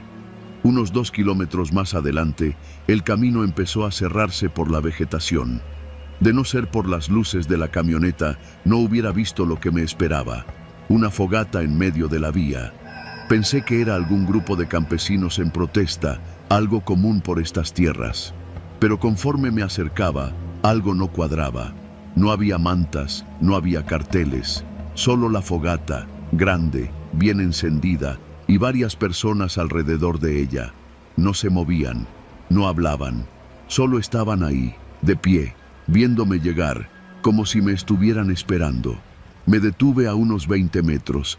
Bajé la velocidad hasta quedarme quieto frente a ellos. Conté al menos 12 figuras. No se distinguían bien por la sombra de los árboles, pero todas tenían la misma postura. Rectas, inmóviles, mirando hacia mi coche. Encendí las luces altas para ver mejor, pero no ayudó. Solo reveló sus siluetas en el humo. Algunas parecían hombres, otras mujeres. Una llevaba algo parecido a un sombrero de palma. Otra parecía cargar una mochila. Todos callados, todos con la mirada clavada en mí. Un par de ellos comenzaron a levantar el brazo lentamente y me señalaron. No dijeron nada, solo señalaron. Sentí una presión en el pecho. No era miedo, era algo más básico, como si algo dentro de mí, más allá del instinto, supiera que debía largarme de ahí. Puse reversa lentamente. Las figuras no se movían, solo seguían apuntando. Uno de ellos, el más cercano al fuego, comenzó a caminar hacia mí. Paso firme, paso seguro, en silencio. Ahí fue cuando reaccioné. Pisé el acelerador, di vuelta en U, con las llantas patinando sobre la grava, y regresé por donde había venido. El camino estaba más oscuro que antes. El sonido del motor retumbaba en los árboles, como si la selva misma quisiera tragárselo. Mi respiración se había vuelto irregular. No podía quitarme de la cabeza esa imagen. La fogata bloqueando la carretera, los cuerpos inmóviles y todos apuntando directo hacia mí. Pero lo peor fue cuando llegué de nuevo al punto donde había visto al hombre de camisa blanca. Ya no estaba. En su lugar, alguien más bloqueaba el camino. Era una mujer con vestido largo, parada justo en medio del camino. Tuve que frenar en seco. Bajé la ventana para gritarle, pero en cuanto el vidrio bajó, escuché algo que no era mi voz. Un canto, suave, antiguo, como esas canciones que se usan en las ceremonias tzeltales. Pero no era música, era un lamento monótono, sin letra, como un rezo entrecortado. La mujer no se movía, solo cantaba. Me eché de reversa otra vez. El corazón me latía en la garganta. Me sentía encerrado, atrapado en una trampa que no entendía. Giré bruscamente hacia un camino de terracería lateral. No tenía idea de hacia dónde llevaba, pero prefería avanzar que quedarme atrapado. Los árboles me cerraban el paso, las ramas rozaban la carrocería como si quisieran detenerme. Conduje unos 15 minutos sin saber a dónde iba, hasta que vi una luz. Era un foco colgando de una lámina. Una pequeña casa de bloc sin ventanas, con una reja de madera rota al frente. Había una camioneta vieja estacionada afuera, y frente a la puerta, un señor de edad avanzada sentado en una silla de plástico. Tenía un cigarro entre los dedos y un machete cruzado sobre el regazo. Me detuve, bajé el vidrio y le grité con voz temblorosa: «Disculpe, ¿cómo salgo a la carretera principal?». El señor no me respondió enseguida, solo me observó por un momento. Luego, se levantó, se acercó a la ventana del conductor y me miró de frente. Sus ojos eran claros, con una expresión de desconfianza. «¿Pasaste por el fuego?». Tragué saliva. «Sí», asintió, como si eso confirmara algo que ya sabía. «Ya no regreses por ahí. Tila no se cruza de noche», me dijo, y miró hacia la selva detrás de mí. «¿Quiénes eran?», pregunté, aunque no sé si quería oír la respuesta. El viejo tardó en responder. Dio una calada profunda a su cigarro y escupió al suelo. «A veces bloquean la carretera, pero ya no son gente. Son los que no llegaron, los que se quedaron esperando el regreso. Nadie les habla, nadie los toca. Si te señalan, es que no debiste pasar». Me sentí helado. Me miró otra vez. «¿Te siguieron?». Negué de inmediato. Mentí. No tenía forma de saberlo. El viejo pareció notar mi mentira, pero no dijo nada más. Solo señaló un camino detrás de su casa. «Ese te lleva hasta Yajalón. Vas a dar vuelta por atrás del cerro. Es más largo, pero nadie se cruza de frente. Vete ya, y no pares, aunque veas a alguien pidiendo ayuda». Asentí sin decir palabra. Arranqué de nuevo. Mientras daba la vuelta, lo vi por el retrovisor. El viejo seguía parado, observando la carretera por donde yo había llegado, como si esperara que algo saliera de entre los árboles. No volví a mirar atrás. Ese camino era más angosto, más difícil, pero a los 40 minutos vi las primeras luces del pueblo. Sentí un alivio que me hizo sudar las manos. Me estacioné frente a una tiendita y bajé para comprar una botella de agua. Mis piernas apenas me respondían. El joven del mostrador me saludó como si nada. «¿De dónde viene, jefe?». «De Palenque, pero tomé la desviación por Tila», le dije, sin querer entrar en detalles. El joven dejó de sonreír. «¿Y llegó bien?». «Sí, más o menos». Asintió y me entregó la botella. «No todos llegan. Dicen que si te señalan, ya no vuelves a cruzar». No respondí. Pagué, me subí de nuevo al coche y conduje hasta mi casa sin detenerme. Al llegar, fui directo a la cama, pero no dormí. No pude. Cada vez que cerraba los ojos, veía los cuerpos alrededor del fuego, con sus dedos apuntando hacia mí como una acusación muda. Desde esa noche no he vuelto a tomar caminos que no conozca, ni confío en aplicaciones. Si no es por donde van los camiones y los carros que llevan gente, no paso. Así de simple. Y si un día ves una fogata bloqueando la carretera, da vuelta. No mires, no preguntes. No todos los caminos te llevan de regreso.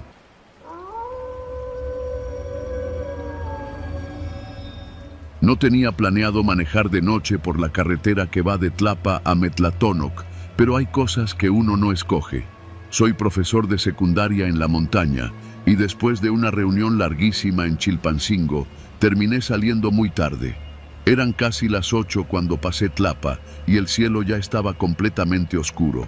Sabía que ese tramo no era buena idea a esas horas, pero el domingo se me había ido y el lunes tenía clases. Los muchachos me esperaban temprano en la telesecundaria de Huexotitla y no quería fallarles. Llevaba mi viejo Tsuru, un carro confiable, aunque con más de 20 años encima. Conocía bien esa ruta, curvas cerradas, cerros deslavados, barrancas a un lado y tramos sin señal. Hay partes donde el camino se hace tan estrecho que uno tiene que orillarse casi sobre el abismo si se encuentra de frente con otro vehículo. A esa hora ya no se ve un alma. El monte se traga todo. Pasando Xalpatláhuac, empecé a notar algo raro. Había una camioneta estacionada en la cima de un pequeño cerro a la izquierda, donde el camino da una curva pronunciada.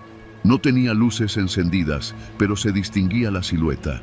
Era una pick-up blanca, de doble cabina. Pensé que se le había quedado el motor a algún campesino que sube a cuidar su milpa, pero no me pareció ver gente cerca. Seguí mi camino. Alrededor de 15 minutos después, mientras bajaba por un tramo lleno de curvas, vi a un hombre haciendo señas con la mano. Era un anciano. Estaba en una recta, solo, al borde del camino, alzando el brazo con insistencia.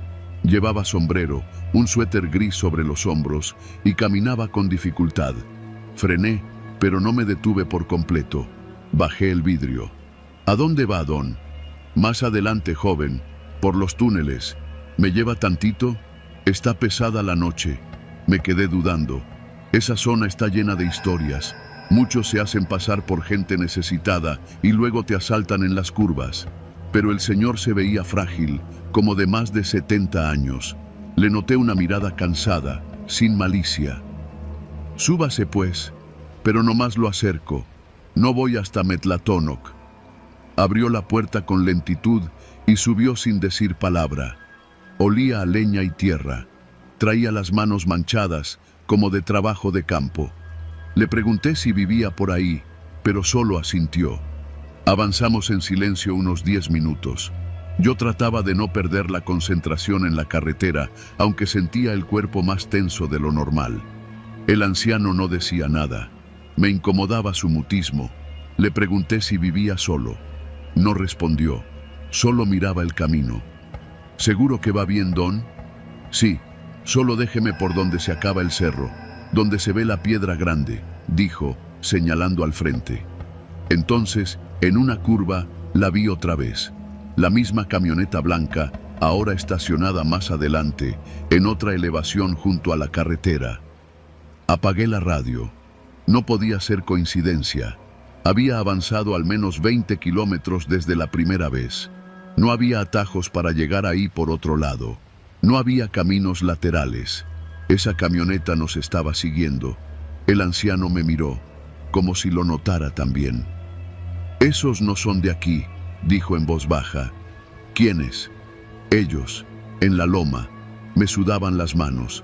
No podía parar. Apretaba el volante con fuerza. El anciano no parecía nervioso, solo serio, como si ya supiera lo que iba a pasar.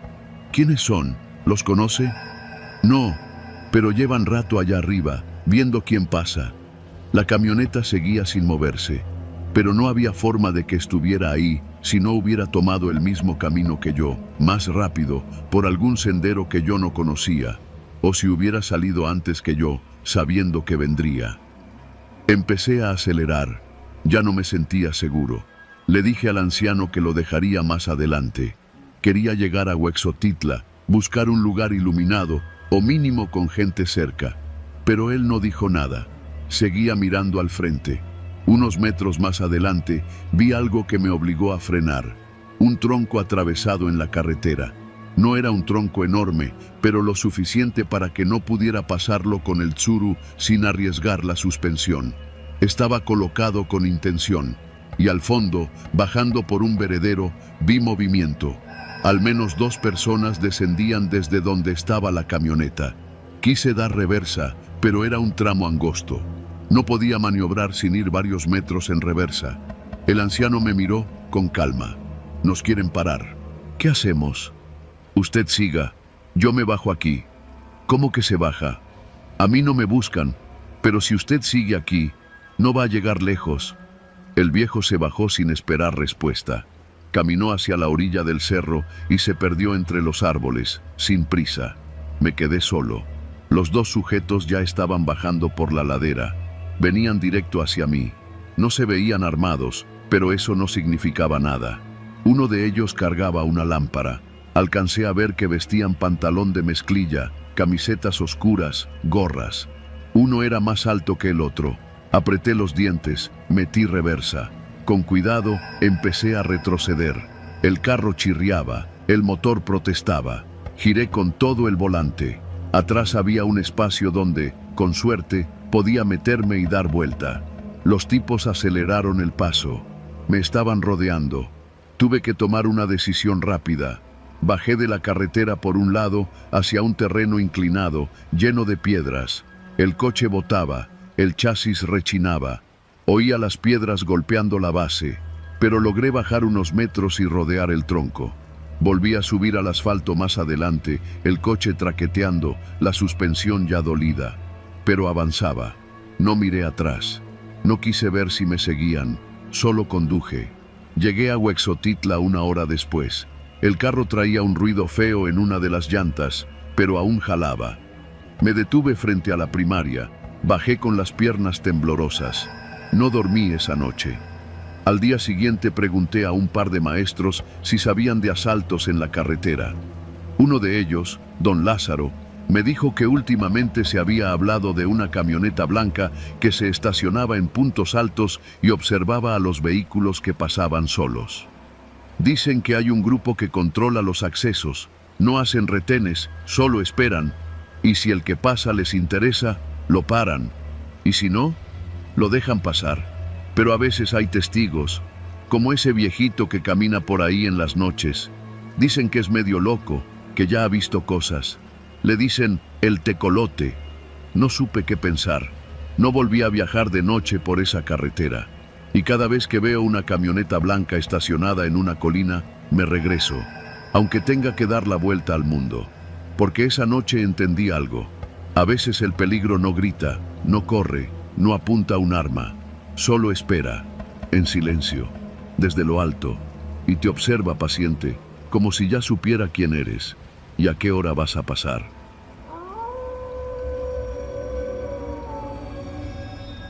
No sé si haya una forma elegante de explicar cómo terminé apuntado por un arma en plena carretera frente a un coche volcado que parecía abandonado.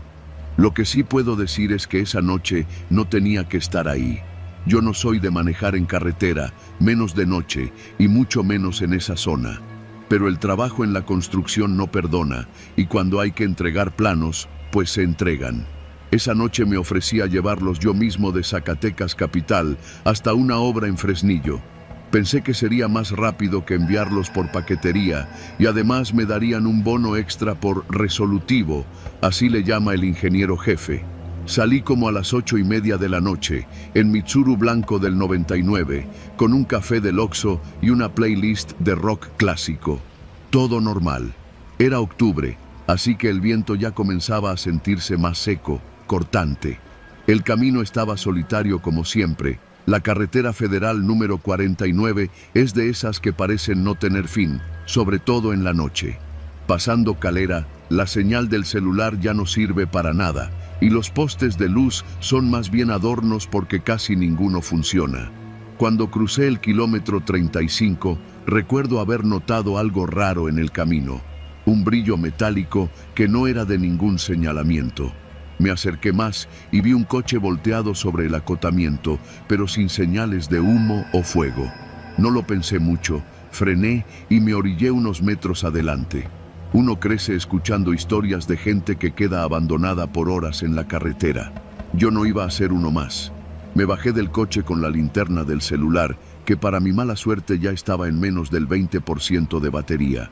Caminé despacio hacia el coche volcado, que por el ángulo parecía más bien haberse salido de la curva y chocado contra la zanja. Era un Sentra gris oscuro, el modelo más reciente.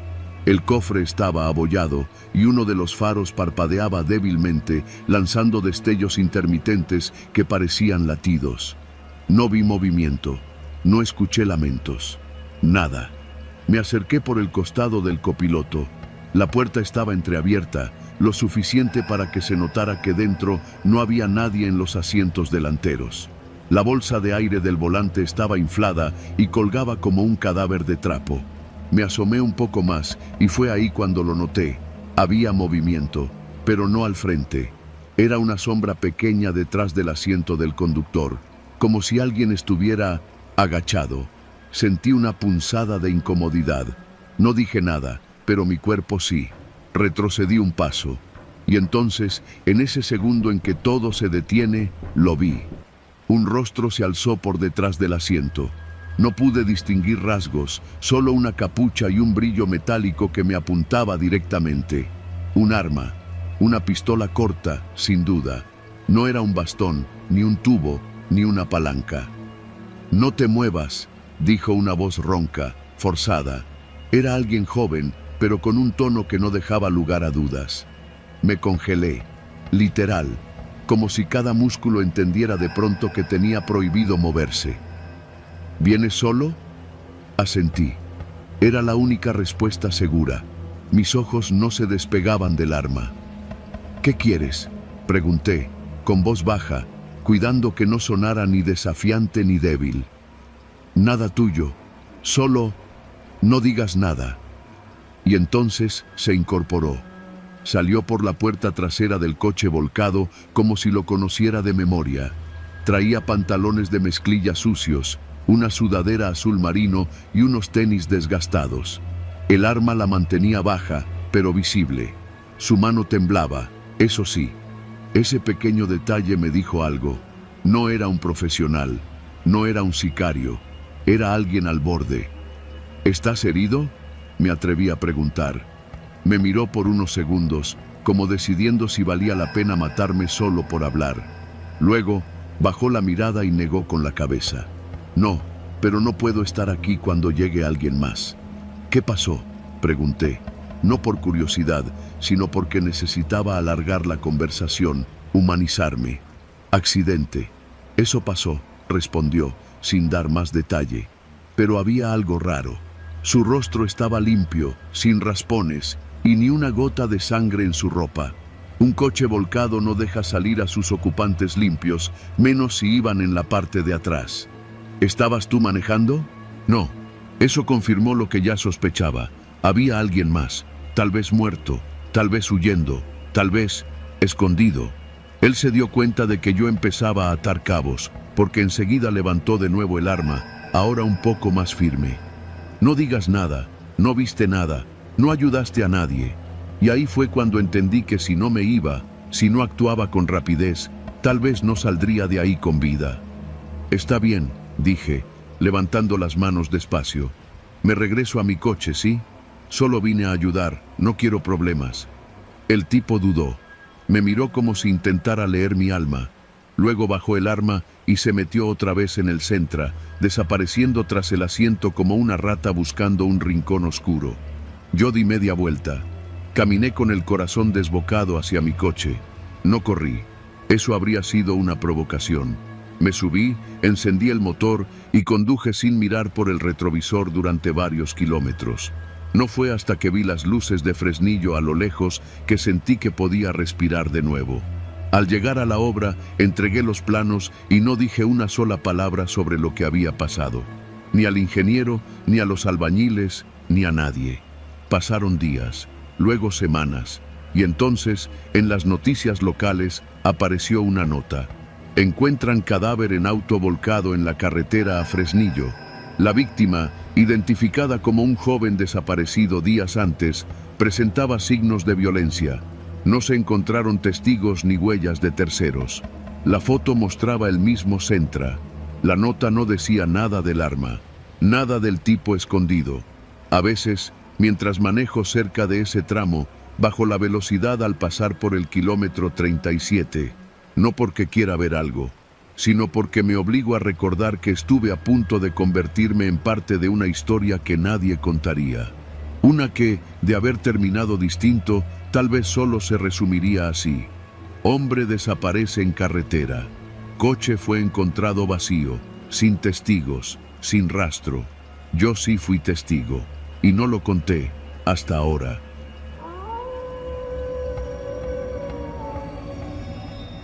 Había manejado esa carretera muchas veces, la que va de Bacalar a Chetumal, justo bordeando la selva. La conocía tan bien que podía recorrerla casi en automático, pero esa noche todo se sentía distinto. El aire estaba espeso, cargado de humedad, y aunque el cielo estaba despejado, el ambiente parecía sucio, como si algo invisible flotara entre los árboles. Mi viaje era simple: recoger una caja en la central de Chetumal y regresar antes del amanecer. Nada fuera de lo común. Ya eran pasadas las 2 de la madrugada cuando salí del último tramo del poblado y me interné en esa sección larga y solitaria, sin estaciones de servicio, sin pueblos, sin señal. Solo monte, zancudos y uno que otro tráiler rezagado. Iba con la ventana medio abajo porque el aire acondicionado de mi coche ya no enfriaba como antes. La música de la radio se cortaba por momentos y de pronto se quedaba en silencio sin razón. Ya ni eso me sorprendía. A esas horas todo es posible. Fue en una curva cerrada cuando lo vi. Un hombre sin camisa corriendo por la orilla de la carretera, descalzo, todo cubierto de tierra y con el pantalón rasgado hasta las rodillas. Su cabello pegado por el sudor y el rostro lleno de terror. Corría como si lo persiguiera el mismísimo diablo. Frené de golpe. Mi primera reacción fue el impulso natural de ayudar, de gritarle algo. Bajé el vidrio por completo y puse las luces intermitentes mientras me acercaba poco a poco. El tipo volteó a verme. Estaba jadeando, parecía a punto de colapsar. Cuando llegué a su altura, bajé la velocidad y le grité: «¿Estás bien? ¡Súbete, te llevo!». Pero antes de que pudiera abrir la puerta del copiloto, vi algo extraño. Sus pies estaban completamente destrozados. La planta de los pies era un desastre, con pedazos de piel colgando como si hubiera corrido sobre brasas y vidrio molido. Y aún así, seguía corriendo. No caminando, corriendo. «Súbete, cabrón», le insistí, abriendo la puerta desde dentro. Él se detuvo por fin y me miró. Me miró con unos ojos tan abiertos que parecían fuera de lugar en su cara. Se le salía la desesperación por la mirada, pero no se subió. Dio un paso atrás. Iba a decir algo más, pero en eso, un Nissan Tsuru blanco frenó justo detrás de mí. Un hombre se bajó corriendo del coche y se acercó al mío con expresión tensa. Me hablaba mientras señalaba al tipo sin camisa. «No lo metas a tu coche, no lo hagas». Me quedé helado. El que me hablaba era un chavo como de 30 años, de esos que sabes que han visto cosas. Respiraba agitado y me veía con una mezcla de urgencia y horror. «Hazme caso, no lo metas, ni lo toques». «¿Pero por qué? Está herido». «No es lo que parece», dijo con una voz que no olvidaré nunca. «No sabes en lo que te vas a meter si lo llevas. Créeme, solo no lo ayudes». El tipo sin camisa, que hasta ese momento se había quedado inmóvil, se alejó 2 pasos más hacia la maleza. Se le notaba la desesperación, pero no suplicaba, solo esperaba, como si supiera que yo iba a tomar una decisión equivocada. Volteé al conductor del Tsuru, pero ya no estaba solo. Otros 2 vehículos se habían detenido detrás. De uno bajó una mujer mayor, con una linterna. Del otro, 2 hombres jóvenes. Uno de ellos se acercó rápido a mí. «¿Viene corriendo desde el kilómetro 44?» preguntó el más joven, como si yo debiera saberlo. «¿Cómo que desde el 44? Llevamos más de 30 minutos siguiéndolo. Va corriendo desde allá sin parar». La señora se acercó también y dijo algo que me heló la sangre. «Todos los años lo vemos, siempre en la misma fecha. Siempre alguien nuevo quiere subirlo, siempre termina mal». Me bajé del coche. «¿Pero quién es?», pregunté. «Nadie sabe. Alguien lo recogió hace años, nadie volvió a ver al conductor». «¿Y por qué corre?». «Tal vez intenta advertirnos», murmuró el otro. La carretera estaba silenciosa de nuevo. El tipo sin camisa seguía ahí, ahora más lejos, entre los árboles. Nos miraba, quieto, como si no supiera si debía acercarse o huir. Entonces ocurrió algo extraño. Se giró sin decir palabra y siguió corriendo. Se perdió entre los árboles, descalzo, dejando un rastro de sangre sobre el asfalto caliente. Todos nos quedamos quietos un rato, sin decir nada. Luego el joven del Tsuru se me acercó y puso una mano en mi hombro. «Hazme caso, compa. No lo vayas a contar como si fuera leyenda. Es neta. Aquí pasan cosas raras. Si lo vuelves a ver, sigue tu camino. No te detengas». Los otros regresaron a sus autos sin más. Uno a uno fueron arrancando y alejándose. Me quedé solo en la orilla, mi coche aún con las luces encendidas. No sabía si subir, si encender el motor, si regresar. Pero lo hice. Manejé hasta Chetumal sin volver a detenerme.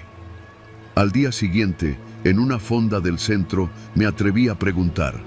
Lo hice como quien suelta algo al aire, con la esperanza de que nadie lo tome en serio. Pero el mesero, un señor moreno, de manos ásperas, dejó de recoger platos y me miró fijo. ¿Lo has visto? ¿Quién? El corredor. Siempre aparece. Siempre alguien nuevo se detiene. Y siempre alguien desaparece. Le conté que yo no lo había dejado subir. Él asintió despacio. Entonces hiciste bien. Aquí hay cosas que no se entienden. Mejor así. No lo vuelvas a mencionar, joven. No se juega con lo que corre por esa carretera. Han pasado 5 años desde aquella noche. Nunca lo volví a ver. Pero cada vez que manejo por esa ruta, bajo la velocidad en el kilómetro 44, y si por el retrovisor veo a alguien correr por el monte, solo aprieto el volante y sigo adelante. Porque lo entiendo ahora. El verdadero terror no está en los gritos ni en las sombras. Está en aquello que corre sin razón y en el error de querer ayudarlo.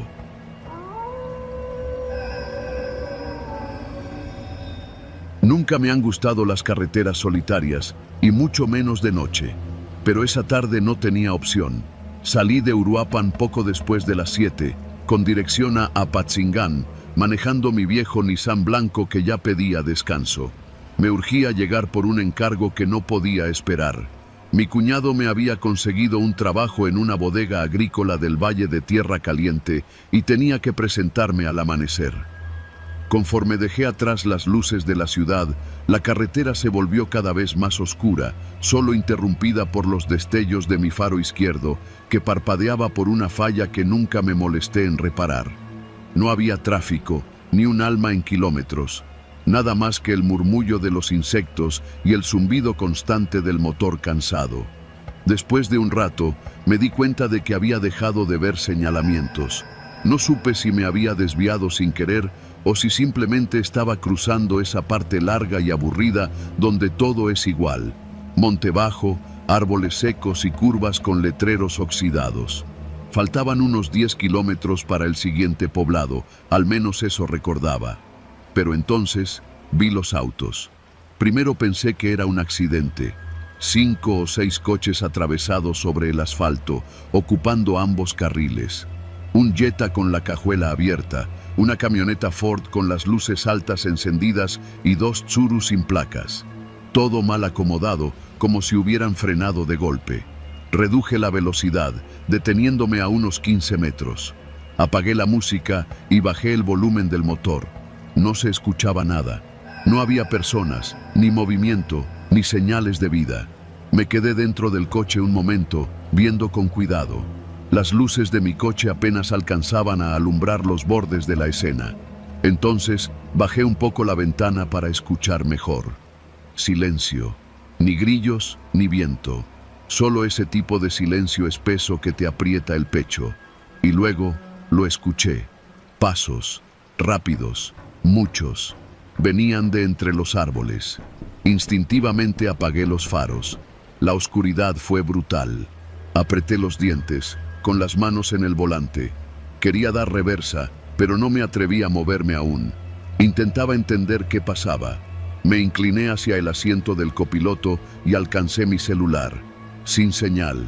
Fue ahí cuando vi las siluetas salir del monte. Eran varias personas, al menos 7 u 8. Todos caminando rápido, sin decir nada, en línea recta hacia los autos atravesados. Algunos cargaban cosas, no armas, al menos no a simple vista. Otros llevaban mochilas o bolsas grandes. Uno de ellos empujaba una motocicleta sin luces. Me agaché un poco en mi asiento. Sabía que si me veían, estaba jodido. Mi coche era blanco, muy visible en la penumbra, incluso sin luces. Me quedé quieto como si eso sirviera de camuflaje. Entonces, uno de ellos se paró justo al frente del coche más cercano al mío, sacó una lámpara y la encendió brevemente, dirigiéndola en mi dirección. La luz pasó rozando mi parabrisas, pero no se detuvo. Quizá no me habían visto. Quise pensar que no. Entonces escuché algo. Un motor encendiéndose. Uno de los coches bloqueando el camino arrancó. luego otro. Estaban acomodándose, pero no para irse, sino para tapar mejor el paso. Me di cuenta muy rápido. Estaban haciendo un retén improvisado. No era un accidente, era una emboscada. No sé cuánto tiempo pasó, tal vez segundos. Pero la adrenalina hizo que todo se sintiera eterno. Me incliné lentamente hacia la palanca de velocidades. Di marcha atrás en cámara lenta, rezando para que las llantas no hicieran ruido. Avancé unos 10 metros en reversa, luego 20. A los 30 ya estaba convencido de que me habían visto. Una de las luces volvió a apuntar en mi dirección. Esta vez sí se detuvo. ¡Eh!, gritó alguien desde lejos. ¡Alto! ¡Alto! Pisé el acelerador con fuerza. El coche patinó un segundo antes de agarrar tracción. Comenzaron los gritos. Escuché lo que juraría fueron disparos, 2 o 3, secos y lejanos. Aceleré sin mirar atrás. La carretera de regreso era oscura y mal cuidada. Pasé por un bache y sentí que el amortiguador derecho casi se despedía. No frené. No pensaba hacerlo hasta llegar a algún poblado.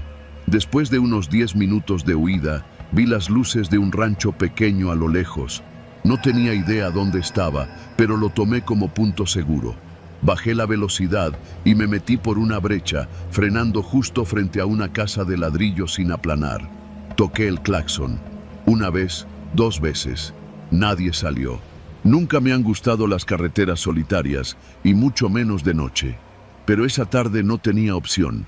Salí de Uruapan poco después de las 7, con dirección a Apatzingán, manejando mi viejo Nissan blanco que ya pedía descanso. Me urgía llegar por un encargo que no podía esperar. Mi cuñado me había conseguido un trabajo en una bodega agrícola del Valle de Tierra Caliente y tenía que presentarme al amanecer.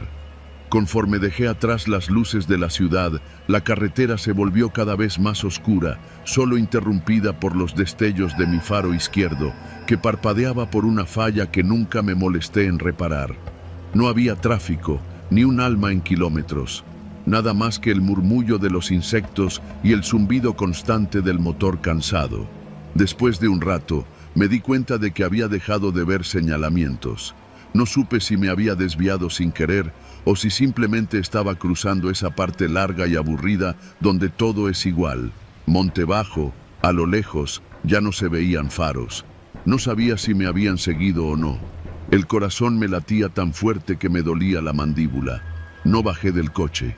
Me quedé dentro, intentando calmarme. No lloré, pero estuve cerca. Pasó media hora, luego otra. La carretera seguía vacía. Nadie más apareció. Me sentía atrapado en medio de la nada. Fue entonces cuando vi el primer coche pasar, a velocidad normal. Luego otro, un tráiler. Parecía que todo había vuelto a la normalidad. Regresé lentamente a la carretera y avancé hasta el punto donde había estado el bloqueo. Los autos ya no estaban, ni uno solo. Solo un rastro de llantas sobre el asfalto y unas botellas vacías tiradas a un lado del camino. Seguí mi camino con el cuerpo tenso, mirando los retrovisores cada 10 segundos. Llegué a Apatzingán poco después de las 2 de la madrugada. Me fui directo a casa de mi cuñado, sin decirle nada. Dormí poco, y al día siguiente, él notó que algo me pasaba. Solo le dije que la carretera estaba pesada. Nunca presenté una denuncia. ¿A quién le iba a decir? ¿A los mismos que saben que ahí pasan cosas y no hacen nada? Desde entonces, evito esa ruta a toda costa. Y si no me queda de otra, solo la cruzo de día. Con el tanque lleno, el celular cargado y la promesa de no detenerme por nada ni por nadie. Lo que vi esa noche no fue paranormal, fue real, humano. Y eso es lo que más miedo da.